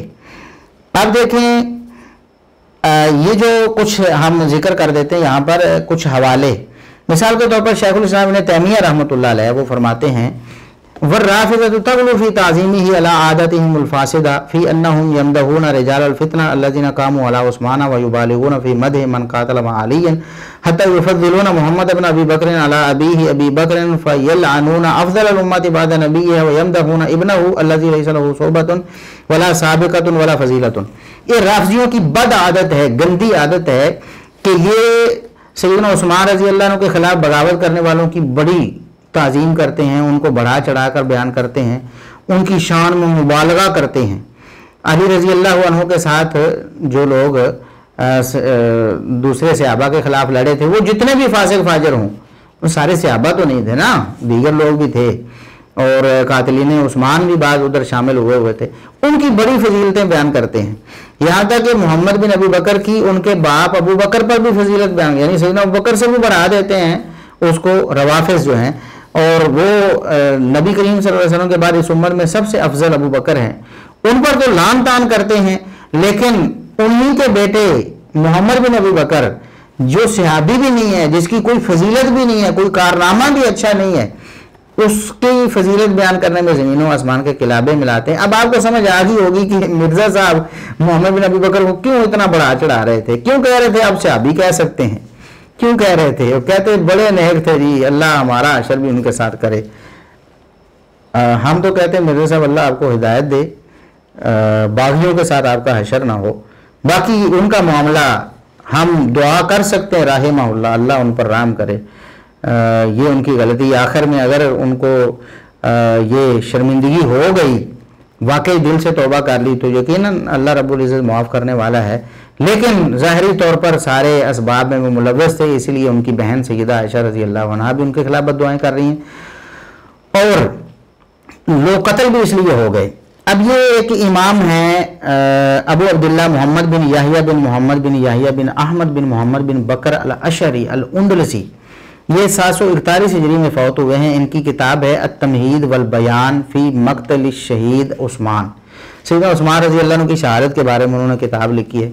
اس میں وہ لکھتے ہیں کہ وَقَانَ مُحَمَّدٌ مُنْحَنِفًا عَنْ عثمان رضی اللہ عنہ لِأَجْلِ الْحَدِّ الَّذِي أَخَذَهُ مِنْهُ, کہ محمد بن ابی بکر جو تھے, سیدنا عثمان رضی اللہ عنہ نے اس کے کسی جرم پر اس پر حد لاگو کی تھی, اس وجہ سے یہ اپنے دل میں دشمنی رکھے ہوئے تھے سیدنا عثمان رضی اللہ عنہ کے. وَقَانَ مِمَّنْ دَخَلَ عَلَى عثمان رضی اللہ عنہ وَقَتَلَهُ, یہ ان لوگوں میں شامل تھے جو سیدنا عثمان رضی اللہ عنہ کے گھر میں حملہ کر کے داخل ہوئے اور انہیں شہید کیا, ان لوگوں میں یہ شامل تھے. اور ایک قول یہ ہے کہ جب سیدنا عثمان رضی اللہ عنہ نے کچھ باتیں کی تو یہ شرم سے واپس آ گئے, اور بالفعل یعنی ہاتھ کے ساتھ انہیں قتل نہیں کیا. آگے رہتے وکانا محمد یدعا مزممن, کہ محمد اس کو مزمم کہہ کر پکارا جاتا تھا. لقبت ہو بذالک عائشہ رضی اللہ عنہا, یہ لقب کس نے رکھا تھا مزمم, اس محمد بن ابی بکر کا ان کی بہن سیدہ عائشہ رضی اللہ عنہا نے. یہ بھی اس کی کوئی صحیح سند نہیں ہے ہمارے پاس, لیکن جس طرح وہ کہتے ہیں نا کہ یہ اجماع ہے, یہ تاریخی کتابیں یہ بھی ہیں. اچھا, وہ کہتے ہیں فَلَاقِيَ عُقُوبَةَ ذَلِكَ فِي الدُّنْيَا مِنَ الْقَتْلِ وَالْحَرْقِ, کہ قتل ہوا اور جو بعض روایت کے مطابق جلایا گیا, تو یہ اس کو سیدنا عثمان رضی اللہ عنہ کے قتل میں ملوث ہونے کی سزا ملی, ان کے خلاف بغاوت کرنے کی سزا ملی. یہ بات ایک مورخ تاریخ اسلام والے جنہوں نے سیدنا عثمان رضی اللہ عنہ کی شہادت پہ کتاب لکھی 8ویں صدی ہجری میں, وہ یہ بات کہہ رہے ہیں. اسی طرح دیگر کتابیں, ابن الجوزی رحمۃ اللہ علیہ کی کتاب اگر آپ پڑھیں تو اس میں بھی یہ بات آپ کو مل جائے گی کہ یہ لوگ آخر سبب کیا تھا. وہ کہتے ہیں لِأَنَّهُ أَعَانَ عَلَى عثمان, کہ معاویہ بن حدیج رضی اللہ عنہ نے محمد بن ابی بکر کو کیوں قتل کر دیا. اب یہ کشف المشکل ہے, یہ ابن الجوزی رحمۃ اللہ علیہ کی کتاب. ابن الجوزی وہی ہیں جو آپ کے بڑے ممدوح ہیں یزید کی مذمت کرنے میں, لیکن یہاں جب آپ کے اپنے جو ہے محمد بن ابی بکر کی بات آتی ہے تو اس وقت آپ ان کی بات نہیں مانتے. وہ کہتے ہیں کہ معاویہ بن حدیج نے محمد بن ابی بکر کو کیوں قتل کیا, لِأَنَّهُ أَعَانَ عَلَى عثمان, عثمان رضی اللہ عنہ کے قتل میں اس نے معاونت کی تھی. وَدَخَلَ عَلَيْهِ فَلَطَمَهُ, اور سیدنا عثمان رضی اللہ عنہ کے خلاف وہاں ان کے گھر میں گھس کر ان کو تھپڑ بھی مارا, نعوذ باللہ. لیکن یہ روایت بھی ثابت نہیں. ہم انصاف کرتے ہیں اللہ کے فضل و کرم سے, ہم مرزا صاحب کی طرح یہ نہیں کریں گے کہ دیکھیں ساری کتابوں میں لکھا ہوا ہے لہٰذا جی, تاریخ کی کتاب میں ابن الجوزی نے لکھا ہے لہٰذا مان لو. ہم کہتے ہیں کہ دلیل کے ساتھ جو ہو بات, لیکن ہم بتا رہے ہیں کہ مورخین نے پھر کیا سمجھا اس سے. انہوں نے سمجھا کہ سیدنا عثمان رضی اللہ عنہ کی شہادت میں ملوث ہونے کی وجہ سے ان پر یہ وبال آیا کہ اللہ رب العزت نے ان کو قتل کروایا معاویہ بن حدیج رضی اللہ عنہ کے ہاتھوں. اب ہم یہاں بتاتے ہیں مرزا صاحب کتنے جھوٹ بولتے ہیں. ایک چیلنج ہم مرزا صاحب آپ کو دیتے ہیں, ایک چیلنج ہے, ہم منہ مانگا انعام آپ کو دیں گے, جو آپ منہ سے مانگیں گے ہم آپ کو انعام دیں گے اگر آپ نے جھوٹ کو آپ ثابت کر دیں. کہتے ہیں سیدہ عائشہ اس وجہ سے حضرت معاویہ سے ناراض تھی. سیدہ عائشہ اس وجہ سے حضرت معاویہ سے ناراض تھی. لو جی کہتے ہیں سیدہ عائشہ رضی اللہ عنہا سیدنا معاویہ سے ناراض تھیں. کس وجہ سے؟ محمد بن ابی بکر کو قتل کرنے کی وجہ سے. کتنا بڑا جھوٹ ہے مرزا صاحب. پہلی بات تو یہ ہے کہ سیدنا معاویہ بن ابی سفیان رضی اللہ عنہ کا تو قتل کرنا یا کروانا ثابت ہی نہیں ہے بالکل, اور ان کے دور سے پہلے قتل ہو رہے ہیں. ان کا دور تو 40 ہجری میں شروع ہوتا ہے نا, اس سے یہ سیدنا علی رضی اللہ عنہ کے دور میں قتل ہو گیا محمد بن ابی بکر. تو سیدنا معاویہ رضی اللہ عنہ تو قتل کیا ہی نہیں, نہ کروایا ہے, ایسا کوئی ثبوت ہی نہیں. تو کہتے ہیں سیدہ عائشہ اس وجہ سے حضرت معاویہ سے ناراض تھیں کہ اپنے آپ سے بھی ناراض تھیں, جھوٹ بولتے ہوئے شرم نہیں آتی. صحیح حدیث ہم نے پیش کی ہے کہ سیدہ عائشہ خود کہتی ہیں کہ اللہ اس محمد بن ابی بکر سے بدلہ لے عثمان رضی اللہ عنہ کی شہادت کا. تو کیا اب سیدہ عائشہ خود اپنے آپ سے بھی ناراض تھیں؟ وہ تو خود بد دعائیں کرتی تھیں کہ ایسے شخص کو اللہ تباہ کرے جس نے عثمان رضی اللہ عنہ کی شہادت میں کردار ادا کیا ہے, اور آپ جھوٹے وکیل بنے ہوئے ہیں محمد بن ابی بکر کے, جھوٹ بول بول کے بغیر دلیل کے. اور دلیلیں کیا ہیں؟ وہی جھوٹی روایتیں. ہم کہتے ہیں کہ اگر مرزا صاحب محمد بن ابی بکر کا اگر سیدہ عائشہ رضی اللہ عنہا کا محمد بن ابی بکر کی وجہ سے, اس کے قتل کی وجہ سے سیدہ عائشہ رضی اللہ عنہا سے ناراض ہونا کبھی ایک لمحے کے لیے بھی ثابت کر دیں, ہم منہ مانگا انعام دیں گے. سیدہ عائشہ تو خود بد دعائیں کرتی ہیں, وہ کیوں سیدنا معاویہ رضی اللہ عنہ کو سے ناراض ہوں گی؟ اور پھر یہ معاویہ بن حدیج ہیں مرزا صاحب, اب جہالت کی وجہ سے معاویہ بن ابی سفیان رضی اللہ عنہ سمجھے بیٹھے ہیں. یہ اور صحابی ہیں معاویہ بن حدیج رضی اللہ عنہ, جیسا کہ ہم پیچھے دلائل کے ساتھ یہ بات واضح کر چکے. پھر کہانیاں بنائی ہوئی ہیں بڑی بڑی لوگوں نے, اب وہ بھی تاریخ کی کتابوں میں لکھی ہوئی ہیں کہ محمد بن ابی بکر کے قتل کی وجہ سے سیدہ عائشہ رضی اللہ عنہا نے وفات تک بھنا ہوا گوشت کھانا چھوڑ دیا. اور اما عائشہ نے اس دن تو بعد پنیا گوشت چھڑ مرن تک پھر پنیا گوشت نہیں کھادا. کہتے ہیں وفات تک انہوں نے بھنا گوشت ہی نہیں کھایا بھائی کے غم میں. اندازہ کریں جس بھائی کو خود وہ بد دعائیں دے رہی ہیں کہ اللہ اسے مارے, اس کے مرنے پر وہ بھنا ہوا گوشت چھوڑ رہی ہیں ساری عمر. یہ جو روایت ہے نا, یہ تاریخ دمشق وغیرہ میں روایتیں ہیں. ایک روایت میں ابو مخنف لوط بن یحییٰ قذاب رافضی ہے, سمجھ آئی نا آپ کو. اور اسی طرح تاریخ دمشق میں ایک روایت ہے, وہ بھی ضعیف روایت ہے, سخت منقطع ہے. زمرہ بن ربیعہ بیان کرتے ہیں جن کی وفات 202 ہجری میں ہے, اور یہ واقعہ 38 ہجری کا ہے. یعنی صدیوں بعد پیدا ہونے والا واقعہ بیان کر رہا ہے, اور اسی واقعے کو لوگ آگے کے بیان کر رہے ہیں. اسی طرح ایک واقعہ بیان کیا جاتا ہے جی کہ ان کی والدہ جو تھی نا, محمد بن ابی بکر کی والدہ, ظاہر ہے سیدہ عائشہ رضی اللہ عنہا کی والدہ ام رومان تھیں, جبکہ محمد بن ابی بکر کی والدہ اور تھیں اسماء بنت امیس. تو وہ کہتے ہیں کہ جب یہ خبر سنی نا اسماء بنت امیس نے کہ میرا بیٹا جو ہے وہ قتل ہو گیا ہے, تو کہتے ہیں بعض لوگوں نے یہ روایتیں بھی بیان کی ہیں کہ ان کے پستانوں سے خون آنا شروع ہو گئے. اور حضرت اسماء بنت امیس نے سنیا ماں نے کہ بڈھی ہوئی بیچاری مسجد داخل ہو گئی اور نماز نہیں چلی, کہ اسے امام ابن حجر فرمایا صدمہ اینا ہویا بے تھنا تو جڑا سے خون بن گیا, خون نکل گیا کہ میرے بچوں نے ایسے بڑے حال نہ مارے اور گدے کی طرح گدے دے پا کے سارے. یہ بھی روایت بالکل جھوٹی ہے, اس میں بہت ساری علتیں ہیں. حشیم مدلس ہیں, سما کی صراحت نہیں کی. عبد الرحمن بن یحییٰ کے بارے میں حافظ ذہبی رحمۃ اللہ علیہ لکھے, امام احمد بن حنبل نے اس پر جرح کی ہے. اسی طرح سعید بن عبد الرحمن جو ہے اس کا تعین کوئی نہیں ہے. تو اس طرح کی جھوٹی روایتیں, کہانیاں لوگوں نے بہت گھڑی ہوئی ہیں, ان کی کوئی حقیقت نہیں ہے. ہم نے اللہ کے فضل و کرم سے دلائل کے ساتھ یہ بات ثابت کر دی ہے. پہلی بات ہمارے اس لیکچر سے یہ ثابت ہوگی اللہ کے فضل سے کہ محمد بن ابی بکر صحابی نہیں. دوسری بات یہ ثابت ہوگی کہ محمد بن ابی بکر کوئی اچھی شخصیت نہیں تھی, کہ بڑا کوئی نیک آدمی ہو. اور یہ جو مرزا صاحب کہہ رہے ہیں اس کے ساتھ حشر ہونے کی دعا, تو صحابہ کے ساتھ حشر ہونے کی دعا نہیں کرتے. سیدنا معاویہ رضی اللہ عنہ جن کو جنت کی بشارتیں ہیں, جن کے بارے میں فضیلتیں ہیں, اور صحابہ معترف ہیں, اور جن کے بارے میں سیدہ عائشہ رضی اللہ عنہا دعا کرتی ہیں کہ اللہ میری عمر بھی لگا دے. اس بارے میں ہمارا کلپ بھی موجود ہے, کئی دفعہ ریکارڈنگ ہو چکی ہے.